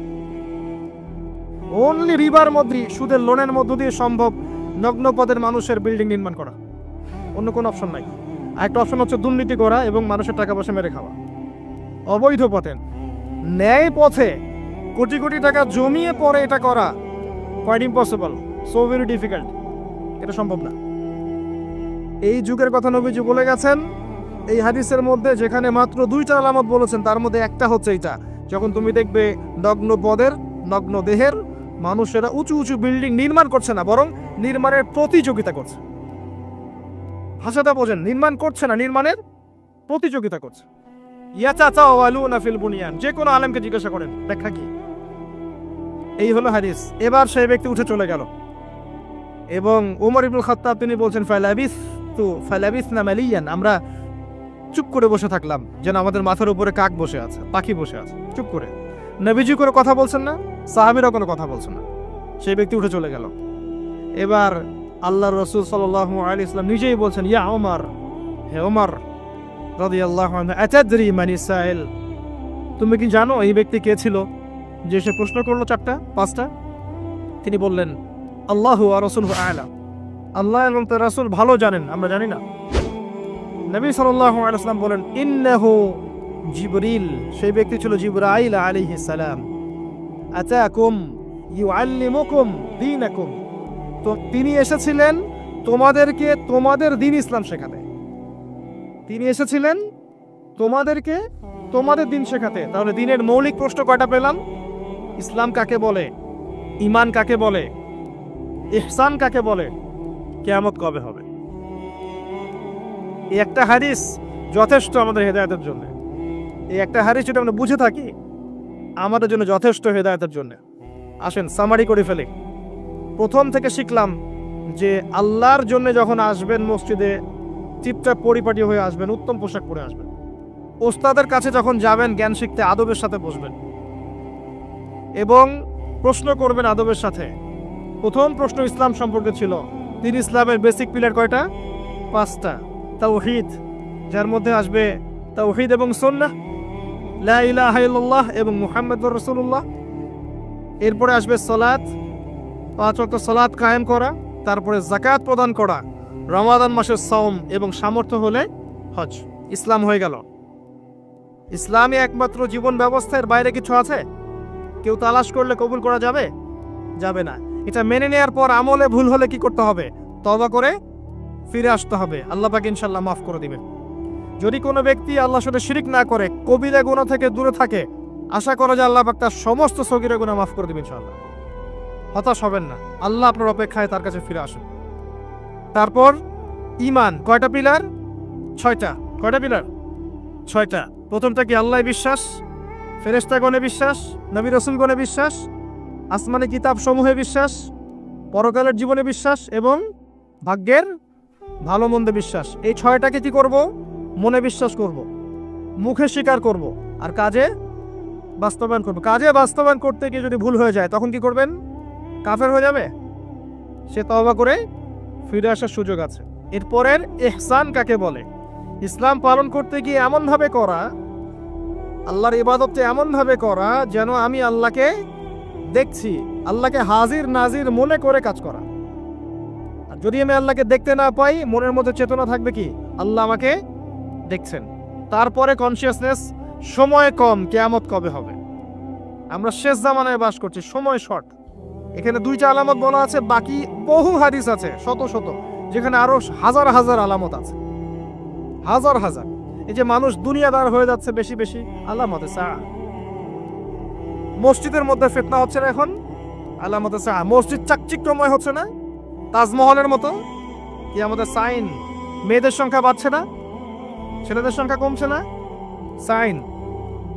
মেয়েরা ছেলেদের পোশাক করছে না, ছেলেরা মেয়েদের পোশাক করছে না, সাইন। সময় সংক্ষিপ্ত হয়ে আসছে না, বেশি বেশি মহামারী, বন্যা, ঘূর্ণিঝড়, জলোচ্ছ্বাস এগুলো ছড়াচ্ছে না, বেশি থেকে বেশি হচ্ছে, সাইন।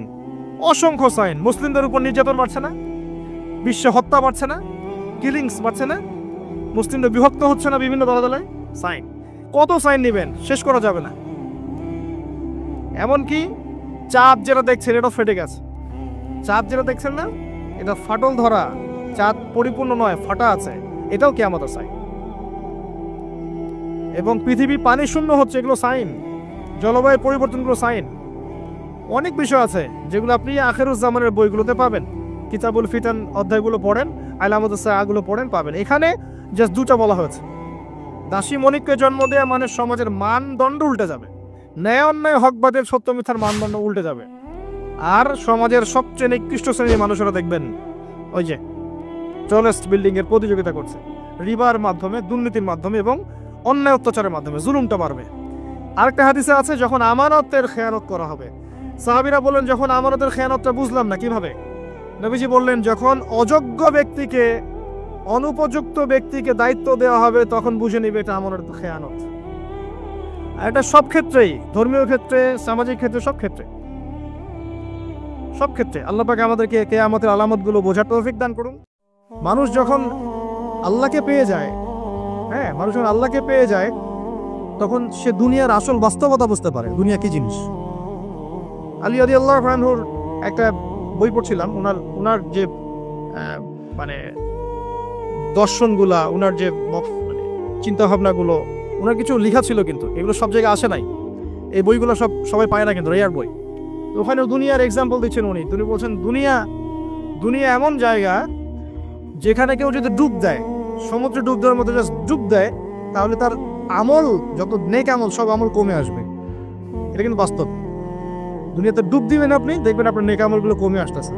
তিনি বলছেন দুনিয়া হচ্ছে সাপের মতো। কেমন?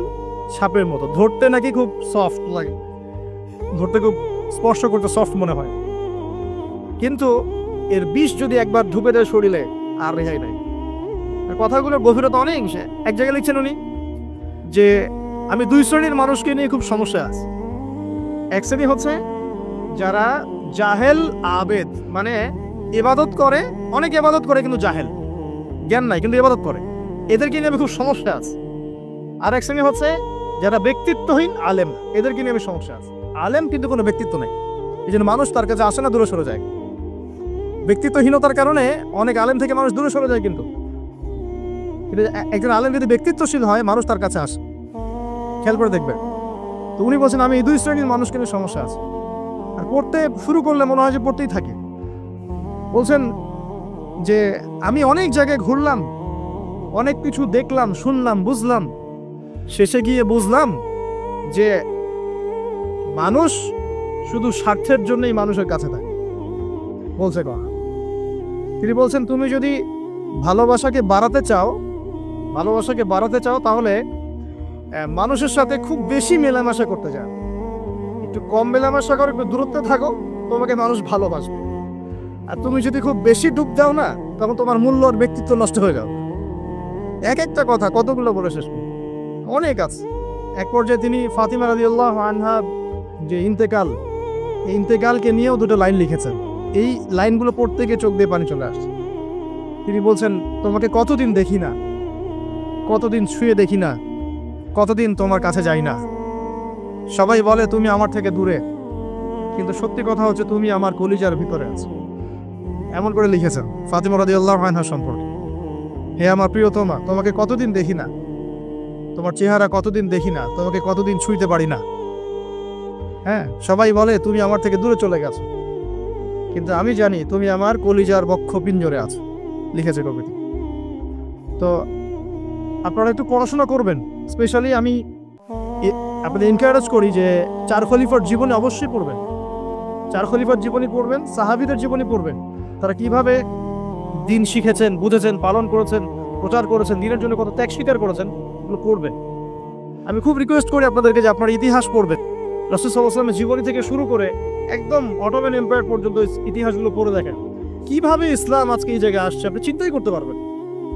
কত চড়াই উতরাই পেরিয়ে যে ইসলাম আজকে এই জায়গায় আসছে আপনি চিন্তাই করতে পারবেন। প্রিয় ভাইরা, আমাদের নবীজি সবচেয়ে ভালো মানুষ হওয়া সত্ত্বেও তাকে কিন্তু গালি খেতে হয়েছে এবং হত্যার চেষ্টাও করা হয়েছে। মনে রাখবেন, শুধু সৎ কাজের আদেশ করার নাম ইসলাম নয়, শুধু আংশিক বিষয় পালন করার নাম ইসলাম নয়, অসৎ কাজের নিষেধের নামও ইসলাম, এবং আল্লাহ নিষেধগুলো ছেড়ে দেওয়ার নামও ইসলাম। আল্লাহ পাক এটাই বলছে সূরা বাকারা 84-85-তে, তোমরা কি কিতাবের কিছু অংশ মানো, কিছু অংশ মানো না। ফামা জাযাউ মা ইয়াফআলু যালিকা ইল্লা খিzyun ফিল হায়াতিদ দুনিয়া, দুনিয়াতেই আমি লাঞ্ছিত করে দেব এমন অপরাধ করলে। ইয়াউমাল কিয়ামা ইউরাদ্দুনা ইলা আশাদ্দিল আযাব, কিয়ামতের মাঠে সবচেয়ে যন্ত্রণাদায়ক শাস্তি এদেরকে দেওয়া হবে। কাদেরকে? যারা কিতাবের কিছু অংশকে মানি, কিছু অংশ মানি না। পারি না পারি, আগে আকীদা পরিষ্কার রাখবো যে ইসলামে প্রত্যেকটা বিষয়ের হেদায়েত আছে। এটাই চূড়ান্ত দিন, এর বাইরে কোনো দিন আল্লাহর কাছে গ্রহণযোগ্য হবে না। কেউ চর্চা করলে তা কোশ্চিনকালও কবুল করা হবে না। এবার আসেন, এর ভিত্তি কি? এর ভিত্তি হচ্ছে দুইটা। কয়টা? দুইটা। দুইটা থেকে আরো দুইটা এসেছে, এই দুইটা হচ্ছে মূল। নবী সাল্লাল্লাহু আলাইহি ওয়াসাল্লাম বলছেন, তারাকতু ফীকুম আমরাইন, আমি তোমাদের মাঝে রেখে গেলাম মাত্র দুটো বস্তু। কয়টা বস্তু? দুটো বস্তু। লান তাদিল্লু মা তামাসসাকতুম বিহিমা, তোমরা কোশ্চিনকালেও পথভ্রষ্ট হবে না যতদিন পর্যন্ত এই দুটাকে আঁকড়ে ধরে থাকবে। কোন দুটা? এক নাম্বার আল কিতাবুল্লাহ, আল্লাহর কিতাব। দুই নাম্বার ওয়া সুন্নাতে নবীহি, তার নবীর সুন্নত। তো কোরআন এবং সুন্নত মিলেই কোরআন এবং হাদিস নয় কি? আচ্ছা, এখন আমাদের সামনে নবীজি নাই, আমাদের সামনে সাহাবায়ে কেরাম নেই, আমাদের সামনে তাবে তাবেঈন, চার ইমাম কেউই নাই, ওলামায়ে কেরাম আছেন, আর আমাদের সামনে আছে কোরআন এবং হাদিসের কিতাবগুলো। এই তো ইসলাম আমরা দেখছি, তাই না? এর বাইরে তো আমরা দেখতে পাচ্ছি না। সাহাবীরা না হয় সরাসরি নবীকে দেখে দিন পালন করেছেন, তাই না? তারপরের জেনারেশন সাহাবীদেরকে দেখে করেছে, তারপরের জেনারেশন তাবেঈদের দেখে করেছে। আমরা তো কাউকেই দেখতে পাচ্ছি না। আমরা দেখছি কোরআন এবং হাদিসের কিছু কিতাব এবং ওলামায়ে কেরাম সামনে আছে। এই তো, এই দুইটা হচ্ছে ভিত্তি। এখন এখান থেকে আরো দুটো এসেছে, একটা হচ্ছে ইজমা, একটা হচ্ছে কিয়াস। এই দুটোও ইসলামের। অনেকে বলে ইজমা কিয়াস ইসলামে নাই, কোরআন সুন্নাহ এই দুটাই। ইজমা এবং কিয়াস গুরুত্বপূর্ণ, কারণ ইজমা, সাহাবীদের ইজমা, এটা একটা খুব গুরুত্বপূর্ণ জিনিস, এবং কিয়াস ছাড়া আপনি অনেক মাসআলা বের করতে পারবেন না। ইয়াবার শব্দ কোরআনে আছে না নাই? ইয়াবা নাম শুনেছেন? শুনেন নাই? না শুনলেই ভালো। তো এই শব্দটা কি কোরআনে আছে নাকি? নাই। কোরআনে মাদকের কথা আছে। কিসের কথা? মাদক। এখন কিয়াস দরকার নাই। এই যে একটা মাসআলা, একটা মূলনীতিকে কেন্দ্র করে আরেকটা মাসআলাকে বের করা, ইস্তেহাদ করার যে মূলনীতিগুলো, এগুলো কিয়াস থেকে আসে। এটা কিয়াস। এটা ছাড়া আপনি অনেক মাসআলাই বের করতে পারবেন না সমসাময়িক। তো অবশ্যই কোরআন, সুন্নাহ, ইজমা, কিয়াস চারটাই লাগবে। এখন কথা হচ্ছে, এগুলো তো আর আমরা সরাসরি পালন করতে পারবো না। পারবো? বুঝাচ্ছি, একটু বোঝেন। মনে করেন সামনের দিনগুলোতে দেখবেন বিচ কয়েন আসবে। কি কয়েন? হয়তো অলরেডি অনেক কান্ট্রিতে চলেও আসছে। এখানে কতদিন এটা লঞ্চ হবে আল্লাহ ভালো জানেন, কিন্তু বিট কয়েন মার্কেটে আসছে।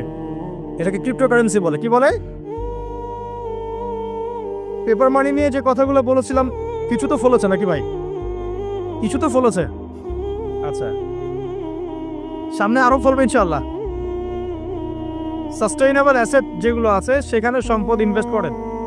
আপনার জমি জমা থাকলে চাষবাস করা শুরু করেন। সাস্টেইনেবল অ্যাসেট যেগুলো, সেগুলোতে ফোকাস করেন। এমন কোনো জায়গায় অনেক বেশি সম্পদ ইনভেস্ট করে দিয়েন না যেটা পরে আপনার মানে পথে বসার কারণ না হয়ে যায়। আমার তো ক্রিপ্টোকারেন্সি মনে করেন চলে আসছে, এখন আপনি বোঝেন না ক্রিপ্টোকারেন্সি কি জিনিস, এটা হালাল না হারাম, এটা জায়েজ না জায়েজ, এগুলো মাসালা কি সবাই জানে? জানে কি? এটার জন্য কোরআন সুন্নাহ জ্ঞান লাগবে, ইকোনমিক্সে জ্ঞান লাগবে না, পড়াশোনা লাগবে। এখন সরাসরি কোরআন এবং হাদিসের বইগুলো চর্চা করে আপনি কি এর সমাধান বের করতে পারবেন কি না? পারবেন? আপনার কি সেই জ্ঞান আছে, যোগ্যতা আছে? আর সেই যোগ্যতা কি সবার আছে? অল্প কিছু মানুষের থাকতে পারে, যারা ওলামায়ে কেরাম তাদের এই যোগ্যতা, তাদের মধ্যেও হয়তো কিছু মানুষের নাও থাকতে পারে না, কিন্তু বরেণ্য ওলামায়ে কেরাম যারা, তাদের মাঝে এগুলো থাকবে ইনশাআল্লাহ। এখন আপনি কি করবেন? কোরআন সুন্নাহকে পালন করার স্বার্থে ওলামায়ে কেরামের দ্বারস্থ হবেন এবং তাদের কাছে মাসলা মাসালগুলো জেনে নেবেন। তাহলে আপনি একা একা চর্চা করে বিভ্রান্ত হওয়ার সুযোগ থাকবে, এই বিষয়টা খেয়াল রাখবেন। এখন নতুন কিছু ফিতনা আসছে যে কিছু মানুষ, সবাই না, অল্প কিছু মানুষ কোরআন সুন্নাহ নিজে নিজে পড়াশোনা করেই সব কিছুর সমাধান বের করতে চাচ্ছে। এটা ঠিক না। সব কিছুর সমাধান বের করতে হলে মুস্তাহিদ হতে হবে, আর সবাই মুস্তাহিদ হতে পারবে না। সবাই কি আবু হানিফা রাহিমাহুল্লাহ হতে পারবে নাকি? সবাই কি ইমাম শাফিঈ হবে নাকি? সবাই কি আহমদ বিন হাম্বল হতে পারবে? সবাই কি ইমাম মালিক হতে পারবে? পারবে না। অতএব জ্ঞান চর্চার স্বার্থে, দিন পালনের স্বার্থেই ওলামায়ে কেরামের দ্বারস্থ হতে হবে, হকপন্থী ওলামায়ে কেরাম। এমন ওলামায়ে কেরামের কাছে আবার যায় না যার সকালে চা খাওয়ার সময় একটা ফতোয়া থাকে, বিকেলবেলা একটা মাই খায়, রাত্রে ফতোয়া আবার উঠে যায়।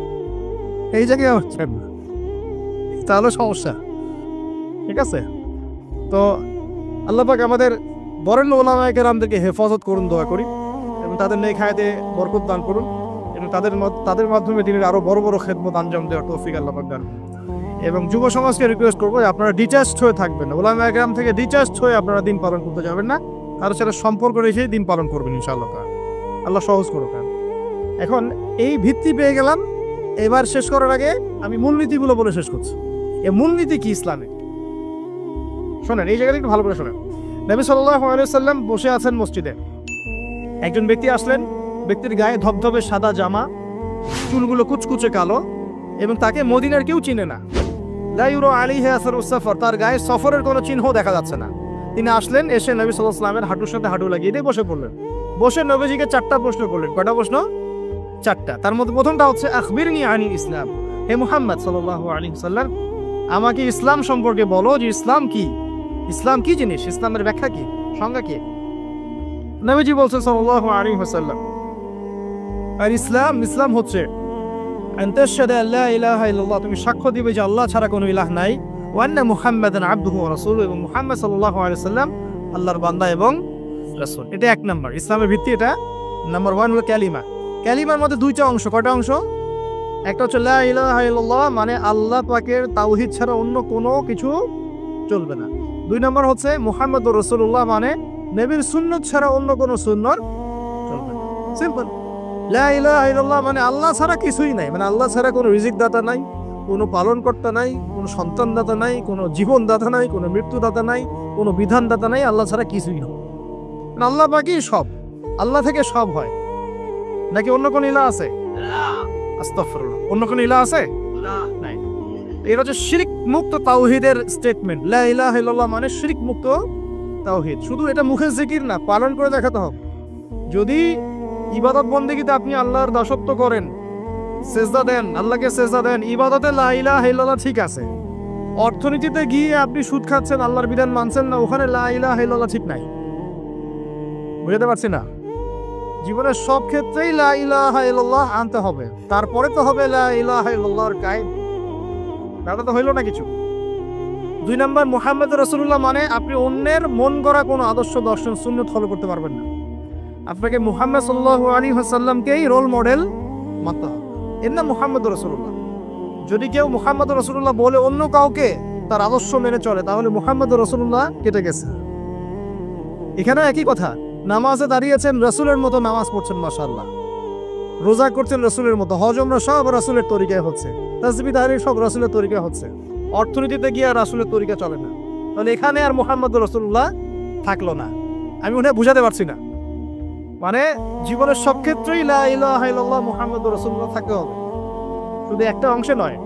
এটা 1 নাম্বার। 2, ওয়ান তুকিমাস সালাহ, এবং যখন তুমি সালাত কায়েম করবে। ইসলামের 2 নম্বর পিলার কি? সালাত কায়েম করা। সালাতের বিষয়ে জাস্ট দুটো হাদিস বলে দিই আমি, তাহলে আপনার যথেষ্ট হবে ইনশাআল্লাহ। একটা হাদিসে নবীজি বলেছেন, মান তারাকা সালাতান মুতাআম্মিদান ফাকাদ কাফার। কেউ যদি ইচ্ছাকৃতভাবে নামাজকে ছেড়ে দেয় সে ব্যক্তি কিন্তু কুফরি করলো। কি করলো?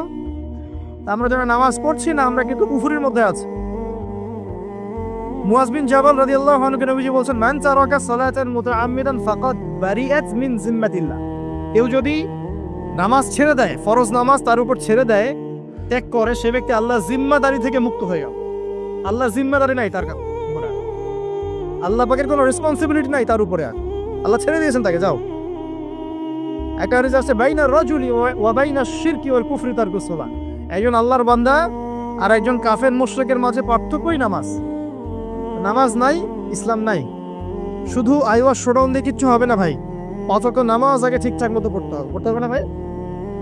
আমাদের যুব সমাজ এখন রাত 3:30টায় খেলা দেখতে ওঠে, তাহাজ্জুদে ওঠার সুযোগ হচ্ছে না, ফুরসত হচ্ছে না। 3:30 4টা হলেও উঠতে হবে, অ্যালার্ম দিয়ে রাখবে, আর্জেন্টিনার খেলা আছে। কিন্তু আর 1 ঘন্টা পরে ফজরের নামাজ, ওই খেলা দেখি ঘুম, ফজরের নামাজ। এই যে ঢাকায় দেখলেন না, ছবি দেখলে মনে হয় একটা তিল পরিমাণ জায়গা নেই মানুষের দাঁড়ানো, পর্দার সামনে একটা তিল পরিমাণ জায়গা নেই মানুষের দাঁড়ানো। হই হুল্লা করতেছে, নাচছে, গাচ্ছে, স্মোক করতেছে, ড্রিঙ্কস করতেছে। মিডিয়া এগুলোকে প্রমোটও করতেছে। মিডিয়া প্রমোট করতেছে মানে কি? মিডিয়া দেখাচ্ছে মানে বিশ্ব কত ভালো আছে এখন, কত সুখ আমাদের। হ্যাঁ, আমাদের সুখী সুখ, খালি সুখে সমৃদ্ধ জীবনযাপন করতেছে, খেলা দেখতে নাচতেছে নাকি? অথচ দেখেন ইকোনমিক সেকশনের কি অবস্থা, দেখেন কি অবস্থা দেশ। এই যে আমাদের সমাজের, যুব সমাজের নৈতিকতার অবস্থাগুলো দেখেন, ধর্ষণের হার দেখেন, জেনার হার দেখেন, মাদকাসক্ত মানুষদের হার দেখেন, কত হারে মানুষ মাদক খাচ্ছে, পরকীয়ার হার দেখেন, ব্লু ফিল্মসের হার দেখেন। ওদের ভাবখানে এমন যে খুব সুখ আমার জীবনে, খেলো আর খেলো। খেলার দলিল তো কোরআনে আছে তো। হ্যাঁ, আল্লাহ পাক বলছেন এই দুনিয়ার জীবনটা হচ্ছে খেলতামাশার দোকান। খেলার দলিল কোরআনে তো আছে। ওমা হাযিহিল হায়াতু দুনিয়া ইল্লা মাতাউল গুরুর, এরকম একটা আয়াত আছে সূরা হাদীদের মধ্যে। আল্লাহ পাক আছে, আল্লাহ পাক বলেছেন যে ইলামু, তোমরা জেনে রাখো, আন্নামাল হায়াতু দুনিয়া লাইবু ওয়া লাহু, তোমরা জেনে রাখো যে এই দুনিয়ার, পুরো দুনিয়ার জীবনটাই খেলা, খেলতামাশা। ওয়া লাহু, ঠাট্টা, হাসি ঠাট্টা, মানে এটা কি বলা বাংলা দিয়ে, ভ্রম, ভ্রম, মায়া, মোহ, ভ্রম। তোমরা জেনে রাখো দুনিয়ার জীবনটা খেলা, খেলতামাশা, ভ্রম, মিছে মায়া।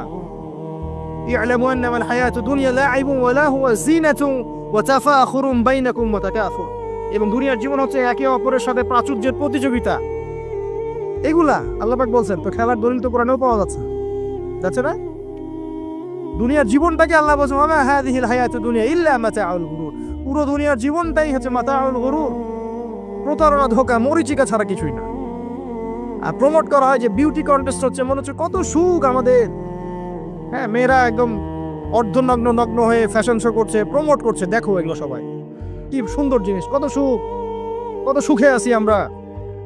খেলতেছে মানুষ, দেখো ব্রাজিল আর্জেন্টিনা খেলা হচ্ছে, কত সাপোর্টার, কত সুখ, কত মজা, কত লাজ্জাত দুনিয়াতে। হ্যাঁ, মানে কি প্রমোট করতেছে দেখেন। মানে রিয়েলিটি, একটা কথা বলেছি অনেক লেকচারে যে এই ফিতনাময় যুগ, দাজ্জালের যে যুগটা হবে না, ওই যুগে বাস্তবতা আর ভিজুয়াল ওয়ার্ল্ড হবে আকাশ পাতাল পার্থক্য। মানে যা আপনি দেখবেন সেটা সত্য না, ভিতরের বিষয়টা সত্য, যেটা আপনি দেখতে পাচ্ছেন। যা আপনি দেখবেন সেটা সত্য না, যা সত্য তা আপনি দেখতে পাচ্ছেন না। এটা হবে দাজ্জালের যুগ। কেমন? খিদিরের মতো। নৌকা ফুটা করলেন কেন? সন্তান হত্যা করলেন কেন? বাচ্চা হত্যা করলেন কেন? আর যে দেয়াল নির্মাণ করলেন কেন? 3টা ক্ষেত্রে মুসা আলাইহিস সালাম ভেটো দিচ্ছেন, খিদির আলাইহিস সালাম বলছেন যে এর পিছনে কারণ আছে। কারণ আছে না? দাজ্জালের যুগটা এমন হবে, বাহ্যিকভাবে যেটা দেখছেন চোখ দিয়ে এটা সত্য নয়, ভিতরে যেটা আছে ওটা সত্য। ভিতরটা সবাই দেখতে পারবে না, দেখতে হলে খিদির হতে হবে। ভিতরটা হচ্ছে যে সমাজ তো ডিস্ট্রয়েড, ম্যাসাকার হয়ে গেছে, সমাজের কাঠামোই ভেঙে গেছে আমাদের। এখন নারী পুরুষের যে ফাংশন চেঞ্জ হয়ে গেছে, ধর্ষণের হার দিন দিন বেড়ে গেছে, ইফটিজিং বেড়েছে, বেপরদামি বেড়েছে, নগ্নতা বেড়েছে, মাদক বেড়েছে, পরকীয়া বেড়েছে, কচি কচি বাচ্চা কাচ্চা মেয়েগুলোকে ধরে ধরে ধর্ষণ করা হচ্ছে। সমাজের কাঠামোই চেঞ্জ হয়ে গেছে, সমাজের সমকামিতা বেড়েছে, প্রচুর সমকামী। খেলতামাশা, দুনিয়ার জীবনটা খালি খেলতামাশা। আর আমাদের এই যুব সমাজ যাদের হাতে ইসলামের ভবিষ্যৎ আছে, ওদেরকে এইদিকে মোহাগ্রস্ত করে রেখে দেওয়া হচ্ছে। এরা নামাজ পড়ে না, কোরআন তেলাওয়াত করে না, আলেম ওলামার সাথে কোনো সোহবত নাই, কোনো সম্পর্ক নাই, হাদিসের কিতাব নাই বাসায়, দাড়ি নাই, ইসলামিক লেবাস পোশাক নাই, ইসলামিক মূল্যবোধ নৈতিকতা নাই, আল্লাহ রাস্তায় সময় দেওয়ার কোনো মানসিকতা নাই। এই যুবক ছেলেপেলেগুলো কিনে নাচতেছে। কি করবে এরা দেশের জন্য? যারা এরকম অন্য একটা রাষ্ট্র, যে রাষ্ট্র আমাকে চিনেই না, ওর খেলায় সে হুজুকে লাফায়, এ দ্বারা রাষ্ট্রের উন্নয়ন হবে নাকি? আজীব কথা বলেন। এইসব লোকজন দ্বারা রাষ্ট্রের উন্নয়ন হবে নাকি? যখন আমরা এই খেলতামাশায় ব্যস্ত আছি, দেখবেন পশ্চিমারা ঠিকই ওদের উদ্দেশ্য বাস্তবায়ন করছে। কি আশ্চর্য একটা অবস্থা, কি আশ্চর্য! মানে এত সুখে আছি আমরা, এতই সুখ, খাবার, পানি, বাসস্থান, বেকারত্ব, কত সমস্যা নিয়ে ভুগতেছি আমরা, এতই সুখ যে বিশ্বকাপে নাচতে হবে আমাদেরকে। আবার এটাকে মুসলিম কান্ট্রির মধ্য দিয়ে জায়েজ করে নেওয়ার একটা পায়তারা চলছে। আয়োজন করেছে এক মুসলিম কান্ট্রি, খেলেছে আর এক মুসলিম কান্ট্রি। হ্যাঁ, এবং এটাকে দলিল নিয়ে এসে এটাকে জায়েজ করে একটা টেন্ডেন্সি চলছে, ফাইজলামি শুরু করছে। অথচ যেখানে যেখানে এগুলো হচ্ছে তার পাশে ইয়েমেন পড়ে আছে, তার পাশে সিরিয়া পড়ে আছে, যেখানে লক্ষ লক্ষ মানুষ না খেয়ে পড়ে আছে। ইয়েমেনে লক্ষ লক্ষ শিশু না খেয়ে মরতেছে এখন। ওদের 2013-14 সাল থেকে নিয়ে 2022 পর্যন্ত প্রায় 3.5 লক্ষ মানুষ মারা গেছে ইয়েমেনের এই ঘটনাগুলো, গৃহযুদ্ধ এবং এই যে আরব কান্ট্রিগুলোর মধ্যে কনফ্লিক্টের মতো, এবং প্রায় 60% সেখানে বাচ্চা কাচ্চা। আমি এত টাকা পয়সা খরচ করে এগুলো আয়োজন করতে, আমরা প্রমোট করতেছি, এর 5% টাকা ওদেরকে দিলেই তো ওদের 3 বেলার খাবার হতো। সিরিয়ার মানুষগুলোকে দেখেন গিয়ে, ওখানে তো ওটা রঙ্গমঞ্চ হয়ে গেছে। মানে যে যার স্বার্থ এখানে ঢুকে, ওখানে ইসরায়েলও ঢুকছে, আমেরিকাও ঢুকছে, তুরস্কও ঢুকতেছে, ওখানে আগে রাশিয়া ছিল, ওখানে বাশার আল আসাদ, সব মিলে জগা খিচুড়ি অবস্থা একটা। মানুষের মানবতা, জীবনযাত্রা নাই, জীবনের কোনো মূল্য সেখানে নাই। প্রচুর মানুষ, ছোট ছোট ছেলে পেলে দেখবেন না খেয়ে ওখানে মারা, উদ্বাস্তুর মতো তাঁবুর নিচে জীবনযাপন করে। এটা দেখেন না চোখে? ওখানে একটা খেলা, হুদাই একটা খেলা নিয়ে তো লাফালাফি করতেছে, পাশে এতগুলো মানুষ না খেয়ে মারা যায়, কোনো খবর নাই। নিজে ভরপেট খাই, প্রতিবেশী অনাহারে থাকে, মুমিন হবে? কিসের ইসলাম ফলো করতেছি আমরা আসলে? আমরা যে ইসলামটা ফলো করতেছি এটা পশ্চিমাদের শেখানো ইসলাম। আমরা রাসূলুল্লাহ সাল্লাল্লাহু আলাইহি ওয়াসাল্লামের শেখানো ইসলাম ফলো করতেছি না। আমার স্ট্রেট কাট কথা একদম। আমরা যে ইসলামটা ফলো করতেছি এটা হচ্ছে পশ্চিমাদের শেখানো ইসলাম। রাসূলুল্লাহ সাল্লাল্লাহু আলাইহি ওয়াসাল্লাম ইসলাম ফলো করলে আজকে আমাদের অবস্থাগুলো হতো না। আল্লাহ পাক আমাদেরকে বোঝার তৌফিক দান করুন। আমি শুধু ফাযাক্কির ইন্নামা আনতা মুযাক্কির। আল্লাহ পাক যে বলেছেন তুমি উপদেশ দাও, তুমি শুধু উপদেশ দাতা, লাস্তা আলাইহিম বিমুসাইতির। কারো প্রতি তুমি দারোগা নাও, আমরাও কারো প্রতি দারোগা নই, কিন্তু পুরো বিশ্বের প্রেক্ষাপটটাকে কোরআন সুন্নাহ দিয়ে ব্যাখ্যা করার দায়িত্ব আমাদের। কেউ গ্রহণ করলে করবে, না করলে করবে না। তার কবরে সে যাবে, আমার কবরে আমি যাব, সিম্পল, শেষ। গতানুগতিক লাইফস্টাইলে এখন এই পৃথিবীর বেশিরভাগ মানুষ বস্তুবাদী। এটা দেখার জন্য, বোঝার জন্য জাস্ট আপনার হৃদয়ের চোখ, হৃদয়ের কান, হৃদয়ের ইন্দ্রিয়গুলো একটু উন্মুক্ত করতে হবে। আর হৃদয়ের চোখ, হৃদয়ের কান উন্মুক্ত হবে তখনই যখন আমরা আল্লাহ এবং তার রাসূলের সামনে আত্মসমর্পণ করব, তার আগে নয়। তো বেশিরভাগ মানুষ বস্তুবাদিতায় লিপ্ত থাকে। আবার দেখি কিছু মানুষের সারাদিন ফিকির একটাই, পলিটিক্স, পলিটিক্যাল অ্যাফেয়ার্স, পলিটিক্স, কিভাবে পলিটিক্স করব, কিভাবে অপোজিশনকে ডমিনেট করা যায়, কি করলে তার ক্ষতি করা যাবে, কি করলে তাকে ওভারটেক করে আমি সামনে যেতে পারব। কিছু মানুষের চিন্তা ইকোনমিক সেকশনে, আল মাল, কিভাবে মাল অর্জন করা যাবে। আমার 2তলা বাড়ি আছে, কিভাবে 4তলা হবে। 2টা বিজনেস আছে, কিভাবে 10টা হবে, 5টা হবে। আমার 100% জমি আছে, কিভাবে 200% হবে। আল মাল। এই শ্রেণীর মানুষকে নবী সাল্লাল্লাহু আলাইহি ওয়াসাল্লাম আব্দুদ দিনার বলেছেন, দিনারের দাস। আব্দুল্লাহ নয়, আল্লাহর দাস নয়, দিনারের দাস। আরো কিছু মানুষ আছে, আমরা এখন সায়েন্স এবং টেকনোলজির অগ্রগতির খোরা অজুহাত তুলে সরাসরি আল্লাহকে ডিনাই করে ফেলছে, এবং এই মতাদর্শ সমাজে বাস্তবায়নের চেষ্টাও করছে। এডুকেশন সেক্টরে হোক, সংস্কৃতির নামে হোক, সামাজিক অ্যাসোসিয়েশনের নামে হোক, মুক্ত চিন্তার নামে হোক, আমরা ডে বাই ডে যুব সমাজের একটা বড় অংশকে এথিস্ট বানাচ্ছি। আবার কিছু মানুষ সারাদিন সংস্কৃতি নিয়ে পড়ে আছে, গান বাজনা, নাট্য, কলা ইত্যাদি ইত্যাদি। কিছু মানুষ সারাটা জীবন ঢোল তবলায় কাটিয়ে দিচ্ছে, কিছু মানুষ সারাটা জীবন একটা গিটার কিনে কাটিয়ে দিচ্ছে, একটা মিউজিক্যাল ইনস্ট্রুমেন্ট নিয়ে কাটিয়ে দিচ্ছে। কিছু কিছু দিনই বোন সারাটা জীবন অপসংস্কৃতির অন্ধ অনুকরণে কাটিয়ে দিচ্ছেন। এবং আপনাদের কাছে, সরি ফর মাই ল্যাঙ্গুয়েজ, অনেক সময় মনে হচ্ছে সৌন্দর্যই সবকিছু। আল্লাহ রাব্বুল আলামিন হয়তো বা মনে হয় আমার বাহ্যিক সৌন্দর্য দেখেই বিচার করবেন আপনাদের উপরে। কিছু কিছু যুব সমাজ সারাদিন PUBG, free fire, mobile games, addiction, YouTubing, Facebooking, অস্থির অবস্থা, অস্থির। ঠান্ডা মাথায় এক সেকেন্ড বসে চিন্তা করতে যাচ্ছে না যে তাকে আল্লাহ বা কেন সৃষ্টি করেছে। তো এইরকম ভেরিয়াস কাইন্ডস অফ পিপল আমাদের এই সমাজের মধ্যে, যে কোনো কান্ট্রির দিকে আপনি তাকাবেন এই দৃশ্যটাই পাবেন। এর মধ্যে গুটি কয়েক কিছু মানুষ আপনি পাবেন। ওয়া কালিলুম মিন ইবাদিয়াশ শাকুর, আমার শুকরগুজার বান্দা আল্লাহ বলেছেন খুব অল্প হবে। অল্প কিছু মানুষ ইসলাম চর্চা করার চেষ্টা করছে। আমি ওই সেন্সে কথা বলছি না যে সারা বিশ্বে 200 কোটি মুসলিম, 300 কোটি মুসলিম, 500 কোটি মুসলিম, বাংলাদেশে 90% মুসলিম, এই ধরনের গতানুগতিক পরিসংখ্যানে আমি বিশ্বাস করি। যখন ইসলামের ডেফিনেশনটা আপনি আজকে বুঝে যাবেন বাসায়, তখন আপনি নিজেও চিন্তা করবেন যে আসলে আমরা মুসলিম আছি কিনা। সংখ্যা তো বসিয়ে দিলাম 90% মুসলিম, ঠিক আছে। তো গুটি কয়েক কিছু মানুষ আল্লাহর পরোয়া করেন, তার রাসূলের পরোয়া করেন, তার কিতাবের প্রতি সম্মান প্রদর্শন করেন। এই মানুষগুলোর মধ্যে কয়েকটা ভাগ আছে। এক ভাগ মানুষ পরিপূর্ণ মুমিন, মাশাআল্লাহ, আমরা দোয়া করি আল্লাহ পাক তাদের সংখ্যা বাড়িয়ে দেন। এক ভাগ মানুষ আছেন পরিপূর্ণ মুসলিম, উদখুলু ফিস-সিলমি কাফার উপর আমল করে, অর্থাৎ তোমরা পরিপূর্ণরূপে ইসলামে প্রবেশ করো, এই আয়াতের উপর তারা আমল করে। এক শ্রেণীর মানুষ আছেন মুযাবযাবিনা বাইনাহুম, মানে ডান বামের মাঝখানে থাকেন, যখন স্রোত যেদিকে সেদিকে ফ্লো। এবং এর মধ্যে কিছু দাড়ি টুপিওয়ালা মানুষও আছে, যেদিকে ফ্লো সেদিকে কথা, যেদিকে ফ্লো সেদিকে অ্যাক্টিভিটিস, তার নিজস্ব একটা স্বতন্ত্র অবস্থান নাই, এটাই হক, এরকম একটা অবস্থান নাই। কিছু মানুষ আছেন আল্লাহ এবং তার রাসূলকে বিশ্বাস করেন, কিন্তু কাজ করতে গিয়ে কবিরা গুনাহে লিপ্ত হচ্ছে, সুদ খাচ্ছে, মদ খাচ্ছে, জেনা করছে, পরকায়ে লিপ্ত হচ্ছে, হারাম অ্যাফেয়ার্সে আছে, নোংরা মুভিজ দেখছে, আস্তাগফিরুল্লাহ। কিছু মানুষ আছেন পার্ট টাইম মুসলিম, শুক্রবারে আপনি তাদেরকে পাবেন, ঈদের দিনে পাবেন, কোন একটা কনফারেন্সে পাবেন, আপনি 5 ওয়াক্ত নামাজে পাবেন না। আপনি এর মধ্যে পাবেন কিছু প্রোটেস্ট্যান্ট মুসলিম। প্রোটেস্ট্যান্ট কেমন? কালিমা তো পড়েছি, লা ইলাহা ইল্লাল্লাহ, আল্লাহ মাফ করে দিবেন, এই যে চিন্তা মাথায় বসিয়ে নিয়েছে, সে আমলকে ইমানের অংশ মনে করছে না।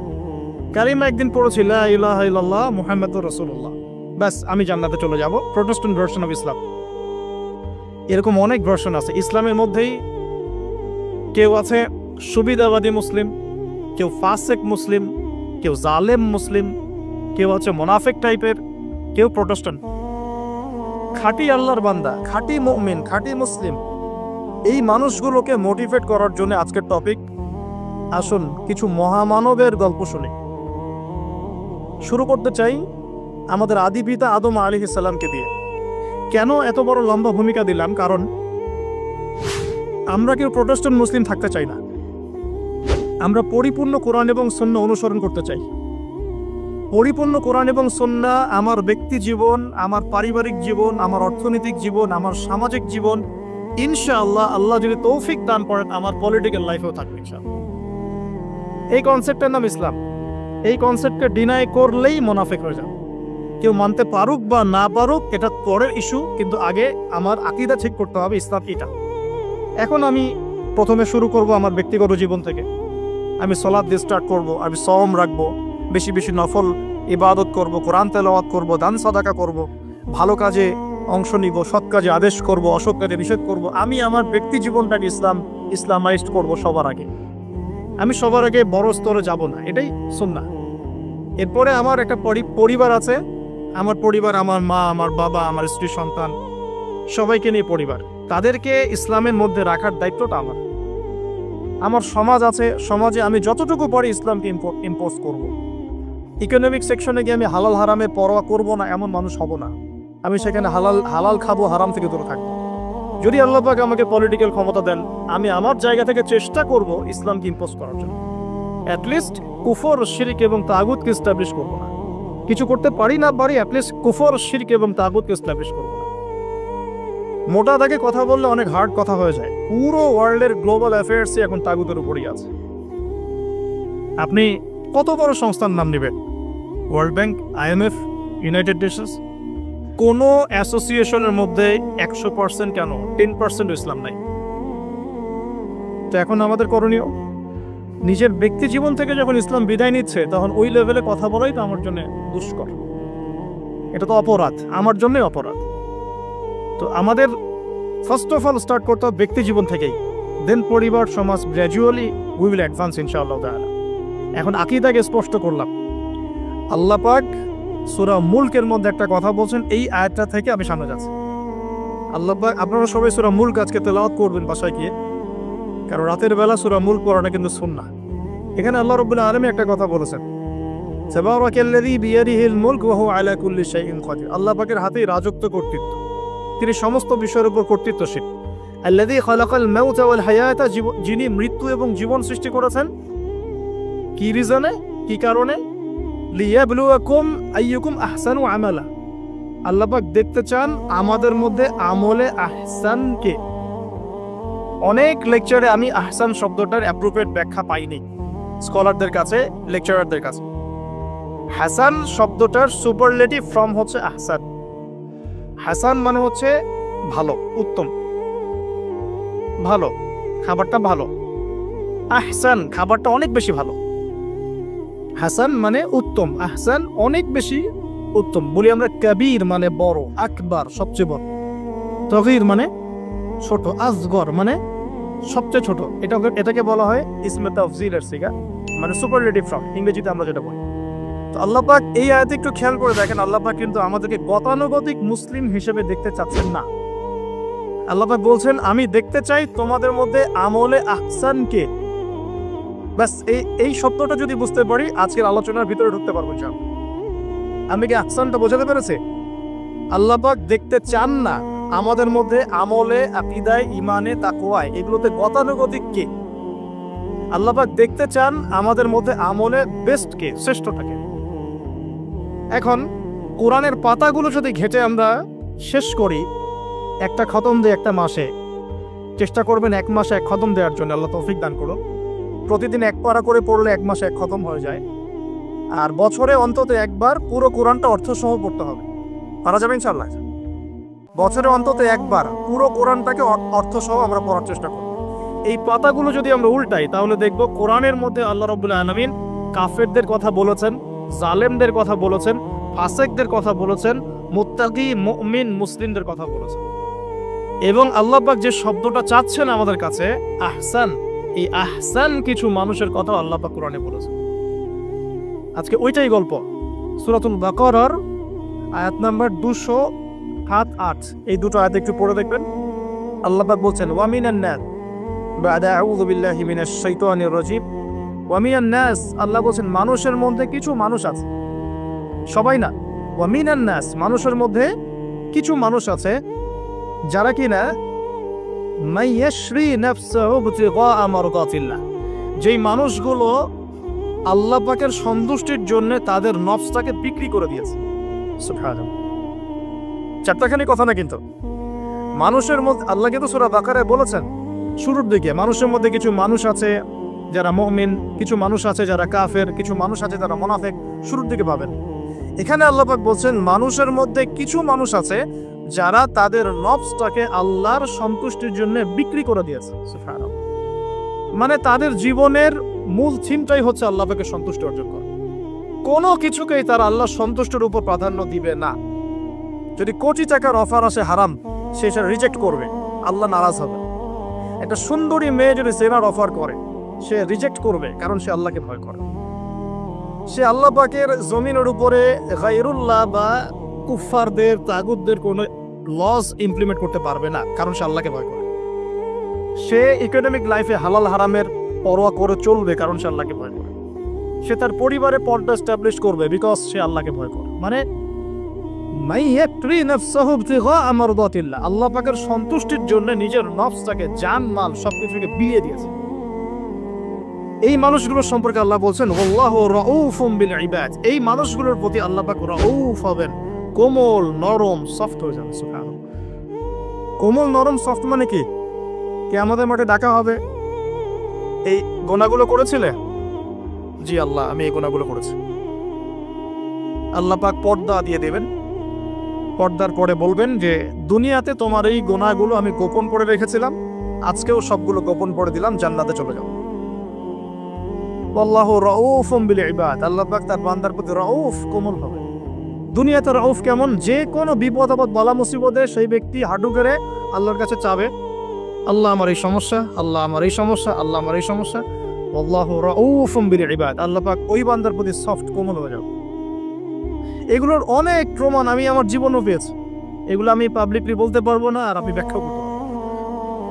আর এমন কিছু বিষয় আছে যেগুলো আসলে মানুষকে বলেও বোঝানো যায় না। বড় বড় স্কলারদের কিতাব এখন যখন পড়ি, তারা বলেন কি বলবো, তোমরা তো বুঝবেই না। মানে এমন একটা লেভেলে মানুষ চলে যায় যে ওই লেভেলের কথা সবাইকে বোঝানো যায় না।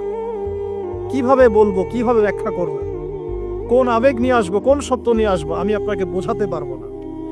এরকম একটা অবস্থান থাকে। একজন সাহাবীর নাম বলি আলী ইবনে আবি তালিব রাদিয়াল্লাহু আনহু। আপনি তার পুরো জীবনী পড়লে তাকে খুব সফট পাবেন, নিজেকে গোপনকারী পাবেন, খুব বেশি উচ্ছ্বাস প্রকাশকারী পাবলিক ফিগার, হ্যাঁ, এই যে আমরা শো অফ, নিজেকে জাহির করা, আপনি পাবেন না তাকে। এবং তিনি শেষ জীবনে কি বলেছেন জানেন? শেষ জীবনে বলেছেন যে যে জ্ঞান আমি নবী সাল্লাল্লাহু আলাইহি ওয়াসাল্লামের কাছ থেকে পেয়েছি, সেগুলোকে সুষ্ঠুভাবে বন্টন করার মতো কাউকে পেলাম না জীবনে। মানে একটা লেভেল থাকে মানুষের, আল্লাহ তাকে মারিফত লাভের, যে লেভেলে গিয়ে মানুষ সবার সাথে আমভাবে কিছু বলতে পারে না। আমি ওই লেভেলে কিছু ফিল করছি, কিছু নির্যাস পাচ্ছি যে আমি আপনাকে বোঝাতে পারছি না। যাই হোক, আল্লাহ পাক রাউফ মানে এত সফট হবেন, জীবনের যে কোনো পদে আপনি আল্লাহকে ডাকবেন, আল্লাহ আপনাকে তাৎক্ষণিক সাড়া দিবেন ইনশাআল্লাহ, ইনশাআল্লাহ আযজা ওয়া জাল। এখন পাতাগুলো ঘাটলে আমরা প্রথম এইরকম কোন মানুষকে পাই যারা নিজের নফসটাকে আল্লাহর জন্য উৎসর্গ করে দিয়েছেন? এক নাম্বার পাচ্ছি আমরা আমাদের আদি পিতা আদম আলাইহিস সালাম। আজকে ডিটেইলস আয়াত বাই আয়াত পড়ার সময় পাচ্ছি না, তবে আমি তামারি বলছি, আপনারা একটু বাসায় পড়ে নেবেন। আদম আলাইহিস সালামকে আল্লাহ রাব্বুল আলামিন নিজের হাত দিয়ে সৃষ্টি করেছেন। সুবহানাল্লাহ। এখন আল্লাহ পাকের হাত কি, কেমন, কিভাবে ব্যাখ্যা করতে পারবো না, এবং এই ব্যাখ্যা করা আমাদের জন্য জরুরি নয়। আল্লাহ পাক যা বলেছেন বাস, কোনো কিছুর সাথে সাদৃশ্যপূর্ণ নয়, কোনো কিছুর এক্সাম্পল তার সাথে শোভনীয় হবে না। জাস্ট আল্লাহ পাক বলেছেন খলাকতু বিয়াদাই, আমি আদমকে সৃষ্টি করেছি আমার দুই হাত দিয়ে, বাস, এই পর্যন্ত ফুল স্টপ। এইগুলো হচ্ছে কোরআন সুন্নাহর কিছু মূলনীতি। আল্লাহ পাক বলেছেন আর রহমান আলাল আরশ ইস্তাওয়া, রহমান আরশের উপরে সমুন্নত। কোন হালতে কি অবস্থায় আছেন ব্যাখ্যা করতে পারবো না, দরকার নাই, ফুল স্টপ। আদম আলাইহিস সালামকে সবচেয়ে বড় যে নেয়ামত আল্লাহ পাক দিয়েছেন সেটা হলো আদম আলাইহিস সালামকে আল্লাহ পাক তার পক্ষ থেকে ইলম শিক্ষা দিয়েছেন। সুবহানাল্লাহ। আল্লাহ পাক প্রথমেই তাকে সৃষ্টি করে ফেরেশতাদেরকে দিয়ে সিজদা করার নাই। আল্লাহ পাক তাকে আগে জ্ঞান শিক্ষা দিয়েছেন। সূরা বাকারা শুরুর দিকে আছে ওয়া আল্লামাল আদামা আসমা কুল্লাহা, আমি আদমকে যত রকম জ্ঞান আছে, আসমা কুল্লাহা মানে যত রকম নাম এবং জ্ঞান আছে সবই শিখিয়েছি আদম আলাইহিস সালামকে। উম্মাহ আজকে পিছিয়ে পড়েছে আদম আলাইহিস সালাম এই মহামানবের জ্ঞানতাত্ত্বিক সুন্নত না নিয়ে। আজকে আমরা লেকচার শুনতে চাই, ইউটিউব ফেসবুক থেকে দিন শিখতে চাই, আমরা জ্ঞান অর্জন করতে চাই না। আপনি একটা লেকচারে ডাকেন, আপনি 2-3 লাখ লোক পাবেন, বাংলাদেশেই তো হচ্ছে 2-3-4-5 লাখ লোক, কিন্তু আপনি 5 লক্ষ লোককে 6 মাস একটা সিস্টেমেটিক সিলেবাস দিয়ে পড়াশোনা করতে বলেন, দে উইল ডিনাই। শুরু করে দেন, দেখবেন তার মধ্যে 10 জন বাকি আছে, বাকি সবাই রিজেক্ট করেছে।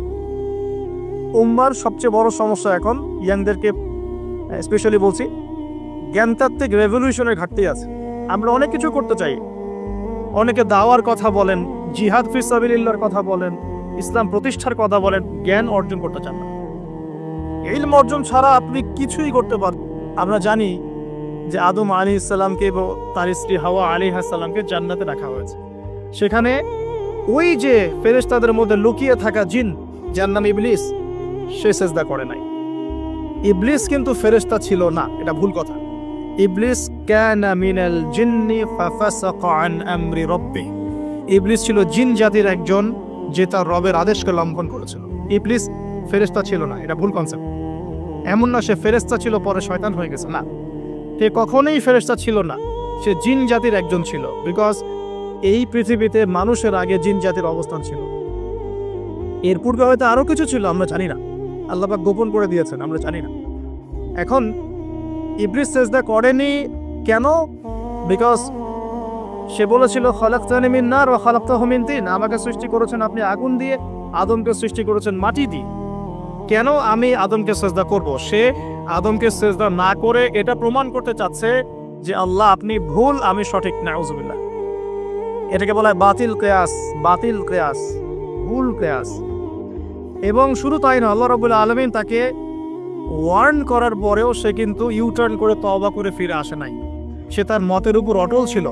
পক্ষান্তরে আমাদের পিতামাতা যখন ফল খেয়ে ফেলেছেন জান্নাতে, যখন পোশাক খুলে গেছে, জান্নাতের পোশাক খুলে গেছে, ফল খাওয়ার পর প্রথম যে ঘটনা ঘটেছে, গায়ের পোশাকটা খুলে গেছে। দেখেন, সর্বপ্রথম আমাদের পিতামাতাকে জান্নাতে ফেরেশতাদের সামনে ইবলিস নগ্ন করে দিয়েছে। এটা ছিল আমাদের প্রতি ইবলিসের সবচেয়ে বড় আঘাত। শুরুতে, প্রথম আঘাত, শুরুতে শিরক করাতে পারে নাই, বেদাত করাতে পারে নাই, হারাম খাওয়াতে পারেনি ইত্যাদি। শুরুতে আমাদের পিতামাতাকে সে অবাধ্যতায় লিপ্ত করে গা থেকে জান্নাতের পোশাকটা খুলে ফেলে দিয়েছে। এখান থেকে আমাদেরকে বুঝতে হবে আজকের এই গ্লোবাল সোসাইটিতে আমরা যে নগ্নতার এই ভয়াল থাবা এবং প্রদর্শনী দেখছি, এটা ওই আসমানের ওই যে ইবলিসের যে চক্রান্ত, তার এই জমিনে বাস্তবায়ন হচ্ছে। এখন বুঝাতে পারিনি মনে হয়, আল্লাহ মাফ করো। ইবলিস আমাদের পিতামাতার গা থেকে কাপড় খুলে ফেলে দিয়েছিল। সূরা আরাফে আল্লাহ পাক এটা বলেছেন, ইয়ানজিউ আনহুমা লিবাসাহুমা লিইউরিয়াহুমা মিন সাওয়াতিহিমা। হে বনু আদম, তোমরা সতর্ক থেকো, তোমাদের পিতামাতার গা থেকে কিন্তু ইবলিস কাপড় খুলে ফেলেছিল, তোমরা পৃথিবীতে গিয়ে আবার সেই কাজ করো না। তাহলে এখন আমরা একটু বুঝতে চেষ্টা করি, ইন্টেলেকচুয়াল অডিয়েন্স সবাই আমরা, আমাদের ক্রিটিক্যাল থিঙ্কার্স দরকার। তাহলে এখন যে সোসাইটির মধ্যে নগ্নতার বেহায়াপনার সয়লাভ চলছে, every single city and country, including Dhaka, the city of Akhiruzzaman, সেটাও তো দেখেন কোথায় আপনি মানে শালীনতা পাচ্ছেন। ইসলামিক কান্ট্রি হিসেবে আলহামদুলিল্লাহ এখানে অনেক কিছু পান, ওয়ার্ল্ডের অন্যদিকে তাকিয়ে দেখো। তার মানে ইবলিসের ওই এজেন্টটা এখন পৃথিবীতে কিছু মানুষ বাস্তবায়ন করছে, তাদের সাথে ইবলিসের একটা যোগসূত্র আছে আদর্শিক। আল্লাহ পাক আমাদের মা বোনদেরকে বেপরদামি থেকে হেফাজত করুন এবং আমাদের চোখগুলোকে আল্লাহ পাক পবিত্র করুন। কিভাবে আপনি চোখ নামিয়ে চলবেন এই সমাজের মধ্যে, এতে এত সহজ নয়, আমরা খুব ভালো করে জানি এটা এত সহজ নয়। তো দেখুন, অনেক ভিতরে চলে যাচ্ছি। আদম আলাইহিস সালাম, হাওয়া আলাইহিস সালামকে সর্বপ্রথম নগ্ন করে দিয়েছে ইবলিস। তারা কিন্তু তওবা করে ফিরে এসেছে। কি সেটা? রব্বানা, আমরা বলি রব্বানা যালামনা আনফুসানা ওয়া ইল্লাম তাগফির লানা ওয়া তারহামনা লানাকুনান্না মিনাল খাসিরিন। যখনই আমাদের পিতামাতা বুঝতে পারলেন যে তারা একটা ভুল করে ফেলেছেন, তখন তারা তওবা করে ইউটার্ন করলেন আল্লাহর দিকে, যেই কাজটা ইবলিস করে নাই। এই কাজটা ইবলিস না করার কারণে সে কাফের হয়ে গেছে, চিরস্থায়ী জাহান্নামী হয়ে গেছে। আর এই তওবা করে ফিরে আসার কারণে আমাদের পিতামাতা জান্নাতি হয়ে গেছে। আল্লাহ পাক এই কারণেই তার রাসূলের মাধ্যমে জানিয়েছেন যে প্রত্যেক আদম সন্তান, কুল্লু বানি আদম খাত্তা, প্রত্যেক বনু আদম হচ্ছে পাপী। আমরা সবাই পাপী, আমরা সবাই পাপী, পাপের তো শেষ নাই আমাদের, আল্লাহ মাফ করুন। ওয়া খায়রুল খাত্তাইন আত-তাওয়াব, যারা তওবা করে ফিরে আসে এরাই হচ্ছে শ্রেষ্ঠ পাপী। জীবনের যে কোনো সময় যদি কেউ খালেস ভাবে আল্লাহর দিকে তওবা করে ফিরে আসতে পারে, আল্লাহ পাক এক মুহূর্তের মধ্যে তার আমলনামার সমস্ত গুনাহ মাফ করে নেকি দিয়ে পরিবর্তন করতে পারে। এগুলো হাদিস থেকে বলছি, ডিটেলস বলতে পারছি না আমি, কোডগুলো। তো এখন এই মহামানবের জীবন থেকে আমরা কি শিখলাম? দেখুন, তাকে আল্লাহ পাক ইলমের নিয়ামত দিয়েছেন। তার মানে আমরা যদি গতানুগতিক মুসলিম না হয়ে এক্সট্রা অর্ডিনারি মুসলিম হয়ে আল্লাহর সাথে সাক্ষাৎ করতে চাই, দুনিয়াতে বেঁচে থাকতে চাই, পরকালে জান্নাত চাই, তাহলে আমাদেরকে আগে ইলমের চর্চা করতে হবে। এবং এই জ্ঞানের চর্চা মানে ক্লাসিক্যাল সিলেবাসে আপনাকে পড়াশোনা করতে হবে, শুধু একটা লেকচার শুনে নয়, ফেসবুক ইউটিউব দেখে তো মোটেই নয়। এখান থেকে মাঝে মাঝে কিছু নলেজ নেওয়া যায়, কিন্তু এগুলো কখনো কনস্ট্রাকটিভ নলেজ নয়। বরেণ্য উলামায়ে কেরাম যারা থাকবেন আপনাদের বেস্ট পসিবল ওয়েতে তাদের কাছে গিয়ে পরামর্শ করে বইপত্র পড়তে হবে। আদারওয়াইজ আপনার মেমোরি এবং জ্ঞানটা বিক্ষিপ্ত হয়ে যাবে। এখনকার ইয়াং জেনারেশনের অন্যতম সেরা প্রবলেম হচ্ছে তাদের মস্তিষ্ক বিক্ষিপ্ত। তাদের মস্তিষ্কে কনস্ট্রাকটিভ কোনো সিলেবাসের পড়াশোনা নাই। আজকে এই বই, কালকে ওই বই, কালকে আদনান ভাইয়ের লেকচার, পরশুদিন আজহারি ভাইয়ের লেকচার, তারপরের দিন আরেক ভাই, তারপর আরেক ভাই। আবার সমাজে তো এক একজন এক এক কথাও বলছে, তখন তার মাথাটা পুরো পাজলড, হ্যাঁ ম্যাসাকার্ড। এই মাসালা এটা বলছেন, ওই মাসালা ওইটা, তার ওইটা কি হবে, ওইটা কি হবে। সলিউশন হচ্ছে ক্লাসিক্যাল ইসলামিক সিলেবাস পড়াশোনা করতে হবে। আমি খুব শর্ট করে গেলে সাবজেক্টগুলো বলে দিই আপনাদের। 1 নম্বর, ফার্স্ট অফ অল কোরআনুল কারীম। কোরআনুল কারীমের মধ্যে থাকবে authentic recitation, translation, Quranic grammar এবং অ্যারাবিক ল্যাঙ্গুয়েজ, 4টা বিষয়। তারপর থাকবে হাদিসের নবী সাল্লাল্লাহু আলাইহি ওয়াসাল্লাম। হাদিসের মধ্যে সহজ হাদিসের কিতাবগুলো পড়তে হবে। ফর এক্সাম্পল মিশকাতুল মাসাবিহ, রিয়াদুস সালিহিন, বুলুগুল মারাম, আপনার ফয়জুল কালাম, হাদিসে আরবাইন, এরকম কিতাবগুলো আগে, তারপরে আস্তে আস্তে আস্তে আপনি কঠিন কিতাবের দিকে যাবেন। তবে এগুলো ওস্তাদ ছাড়া হয় না। এরপর দরকার হচ্ছে সিরাত, নবী সাল্লাল্লাহু আলাইহি ওয়াসাল্লামের পবিত্র জীবনী। এই জীবনী যার জানা নাই সে তার জীবনটাকে রাসূলের সিরাতের আলোকে মেলাতে পারবে না। এবং দ্বীন ইসলাম নিয়ে কিছু করতে চাইলে রাসূলের সিরাতের সুন্নাহ মাফিক করতে পারবে না। এরপর দরকার ইকোনমিক্সের জ্ঞান, ইসলামিক ইকোনমিক্স অবশ্যই। তারপরে দরকার হচ্ছে ইসলামিক ইতিহাসের জ্ঞান, ফিকহের জ্ঞান, আকীদার জ্ঞান, উসুলের জ্ঞান। এভাবে একটা কনস্ট্রাকটিভ সিলেবাস দাঁড়ায়। তারপরে গিয়ে একজন মানুষের জ্ঞানটা পাকাপোক্ত হবে। সময় লাগুক না 10 বছর, 15 বছর, 20 বছর। আমরা দোয়া করি আল্লাহর কাছে, আল্লাহ পাক আগামী পুরো 20 বছর আমাদেরকে পড়াশোনা করার তৌফিক দান করুন। করতে থাকবো। আমাদের বেশি কথা বলার দরকার নেই, করতে থাকবো, জানতে থাকবো। এখন তাহলে আমরা আজকে প্রথম একটা লেসন পেলাম, গতানুগতিক মুসলিম না হয়ে এক্সট্রা অর্ডিনারি মুসলিম হতে হলে প্রথমে এই মহামানবের জ্ঞানতাত্ত্বিক শিক্ষা নিতে হবে, ইলমের মেহনত হবে ইনশাআল্লাহ তাআলা। আল্লাহ পাক আমাদের সবাইকে জ্ঞানের মেহনত করার তৌফিক দান করুন এবং আমাদের পরিবারে জ্ঞান প্রতিষ্ঠার তৌফিক দান করুন, আমাদের বাচ্চাদের মধ্যে সেই জ্ঞান প্রবেশ করানোর তৌফিক দান করুন। আর প্রয়োজন হচ্ছে তাওবা। আদম আলাইহিস সালাম ভুল করেছেন, আমরাও ভুল করি, কিন্তু শয়তানের পাল্লায় পড়ে ভুল করলেই তার তাবেদারি করতে হবে না, বরং যখনই আমাদের স্মরণ হবে আমরা ইউটার্ন করবো আল্লাহর দিকে তওবা করে। দ্বিতীয় মেসেজ হচ্ছে বেশি বেশি তওবা ইস্তেগফার করব। দিনে কমপক্ষে 100 বার পড়তে পারি আস্তাগফিরুল্লাহাল্লাযী লা ইলাহা ইল্লা হুয়াল হাইয়ুল কাইয়্যুম ওয়া আতুবু ইলাইহি, অথবা এতটুকু অ্যাটলিস্ট আস্তাগফিরুল্লাহ ওয়া আতুবু ইলাইহি, আস্তাগফিরুল্লাহ ওয়া আতুবু ইলাইহি, বাস এতটুকু। নবী সাল্লাল্লাহু আলাইহি ওয়াসাল্লাম দিনে 100 বার তওবা করতেন, কোন হাদিস এসেছে 70 বার তওবা করতেন। এরপর একটু সামনে যাই, কোরআনের পাতা উল্টালে দেখবো আরেকজন নবীর নাম আসে, আরেকজন মহামানবের নাম, তার নাম হচ্ছে নূহ আলাইহিস সালাম। এই মানুষগুলো যাদের কথা বলছি তারা কিন্তু কেউ গতানুগতিক মুসলিম ছিলেন না, তারা এক্সট্রা অর্ডিনারি মুসলিম ছিলেন। আমি তাদের থেকে নলেজ নিচ্ছি। এবার আসি কোরআনের পাতা একটু সামনে গেলে দেখবো আরেকজন নবীর নাম চলে আসে, নূহ আলাইহিস সালাম। নাম শুনেছেন? সামারি 950 বছর দিনের দাওয়াত দিয়েছেন। সুবহান। এক্সট্রা অর্ডিনারি মুসলিম হতে হলে আমাদেরকে দাওয়াতি কাজ করতে হবে, তার আগে ওই যে জ্ঞান অর্জন করতে হবে। এই দাওয়াতি কাজটা হবে মধ্যম পন্থায়, শৈথিল্যতাবাদ না, চরমপন্থা না, মধ্যমপন্থী থাকবো ইনশাআল্লাহ। এখানে অনেক সময় মধ্যমপন্থী থাকতে গিয়ে কিছু মানুষ হিকমতের দোহাই পেরে শৈথিলতাবাদী হয়ে যায়। আমি মনে বুঝাতে পারি না, কিছু মানুষ মধ্যম পন্থার দাওয়াতের কথা বলেও হিকমতের দোহাই দিয়ে কখনো কখনো শৈথিল্যতাবাদী হয়ে যান। এটাও ঠিক, ওটাও ঠিক, এটাও চলে, ওটাও চলে, এদিকে চলে আসে। আবার কিছু মানুষ মধ্যম পন্থার কথা বলে অনেক সময় খুব ওভার এগ্রেসিভ পদক্ষেপে চলে যান। দুটোই উম্মার জন্য ক্ষতিকর। এই জন্যই ক্লাসিক্যাল ওলামায়ে কেরামের সাথে পরামর্শ ভিত্তিক চলাফেরা করা উচিত। তাহলে তারা ডাইরেকশন দিতে পারবেন যে কোনটা এই প্রেক্ষাপটে করা উচিত, কোনটা করা উচিত না। তো নূহ আলাইহিস সালামের জীবন থেকে আমরা শিখছি দাওয়াতের মেহনত করতে হবে। এটা আমি আজকেও শিখলাম নতুন করে। নিজের মতেই মনে হলো যে আমার সামনে যে ভাই গাড়ি ড্রাইভ করছেন তাকে তো দুটো কথা বলতে পারতাম, কেন বললাম না? যে ইমামের পিছনে নামাজ পড়ে আসলাম তাকে তো দুটো কথা বলতে পারতাম, কেন বললাম না? বলতে পারতাম যে ইমাম সাহেব আপনি শুনুন, নবী সাল্লাল্লাহু আলাইহি ওয়াসাল্লাম বলেছেন দুনিয়ার সবচাইতে নিকৃষ্ট চোর হচ্ছে সে ব্যক্তি যে রুকু সেজদা ঠিক মতো আদায় করে না। চুরি করলে চোরের হাত কেটে ফেলতে হয়। যদি কেউ আমার ফোনটা চুরি করে, ইসলামিক লস কি বলছে? তার হাতটা কেটে ফেলতে হয়। আর নবীজি বলছেন সবচেয়ে নিকৃষ্ট চোর সে ব্যক্তি যে ব্যক্তি রুকু সেজদা ঠিক মতো আদায় করে না। তো আমরা এরকম দাওয়াতের অনেক ক্ষেত্র পাই। নিজেও ফিল করলাম যে না, আসলে মনে হয় আমি পরিপূর্ণ দায়ী হতে পারছি না।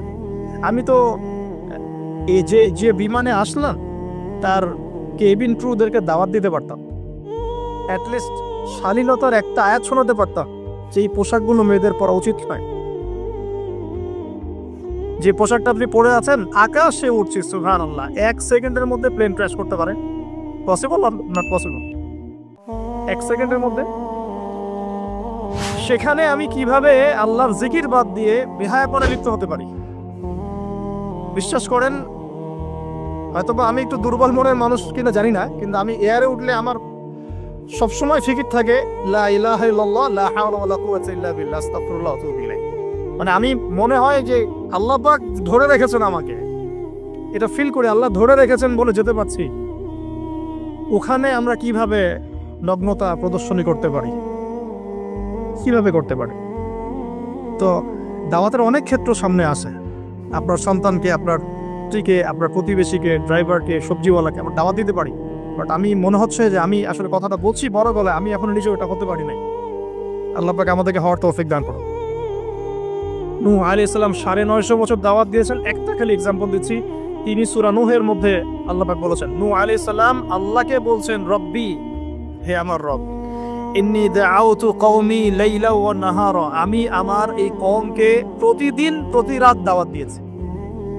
সুবহানাল্লাহ, প্রতিদিন প্রতি রাত। আজকে এসেছি, হয়তো 2-3 মাস পরে আপনাদের এখানে আবার আসতে পারি। প্রতিদিন প্রতি রাত কিন্তু আমি দাওয়াতি কাজ করতে পারছি না, আমরা কেউই করছি না।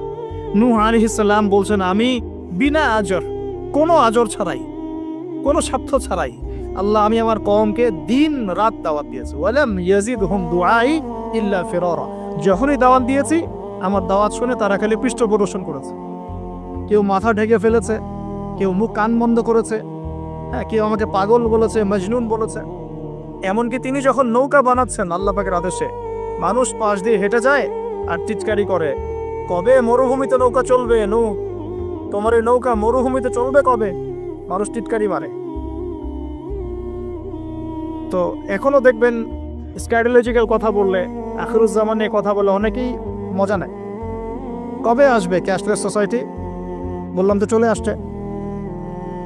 কবে আসবে মালহামা? বুঝি চলে আসবে। কবে আসবে বড় বড় ভূমিকম্প? আসছে, সবর করেন। তো নূহ আলাইহিস সালামের জীবন থেকে শিক্ষা আমরা দাওয়াত দিব। আমরা ফার্স্ট অফ অল জ্ঞান অর্জন করব, ক্লাসিক্যাল সিলেবাস পড়াশোনা করব, উলামায়ে কেরামের সাথে সোহবত রাখবো এবং দাওয়াতে কাজ করবো ইনশাআল্লাহ। এবং এখানে আমরা মধ্যমপন্থী থাকবো, নট চরমপন্থা, নট শৈথিল্যতাবাদ। নূহ আলাইহিস সালামের জীবন থেকে আরো দাওয়াত, দিন রাত দাওয়াতের মেহনত করা, দিন রাত দাওয়াতের মেহনত করা। আল্লাহ পাক আমাকে আপনাদের সবাইকে তৌফিক দান করুন। কতদিন? 950 বছর। কত বছর? 950 বছর। পুরো আব্বাসীয় খেলাফত ছিল 509 বছর কি 10 বছর মেবি। পুরো আব্বাসীয় খেলাফত 510 বছরের মতো। উমাইয়াদের ছিল 93 ইয়ার্স। আমাদের নবী সাল্লাল্লাহু আলাইহি ওয়াসাল্লামের দাওয়াতের মিশন বয়স ছিল 23 বছর। 950 বছর দাওয়াত দেওয়ার পর তাফসীরের কিতাবে এসেছে 40 or 80 ফ্যামিলিজ, এই 40 বা 80টা ফ্যামিলি ইসলাম কবুল করেছে। তার মানে এখানে শিক্ষা, এক্সট্রাঅর্ডিনারি মুসলিম হতে হলে দাওয়াতের মেহনতে হতাশ হওয়া যাবে না, লেগে থাকতে হবে, লম্বা সময় ধরে দাওয়াত দিতে হবে। আল্লাহ পাক আমাকে আপনাদের সবাইকে লম্বা সময় ধরে বিশ্বে দাওয়াতি কাজ করার তৌফিক দান করুন।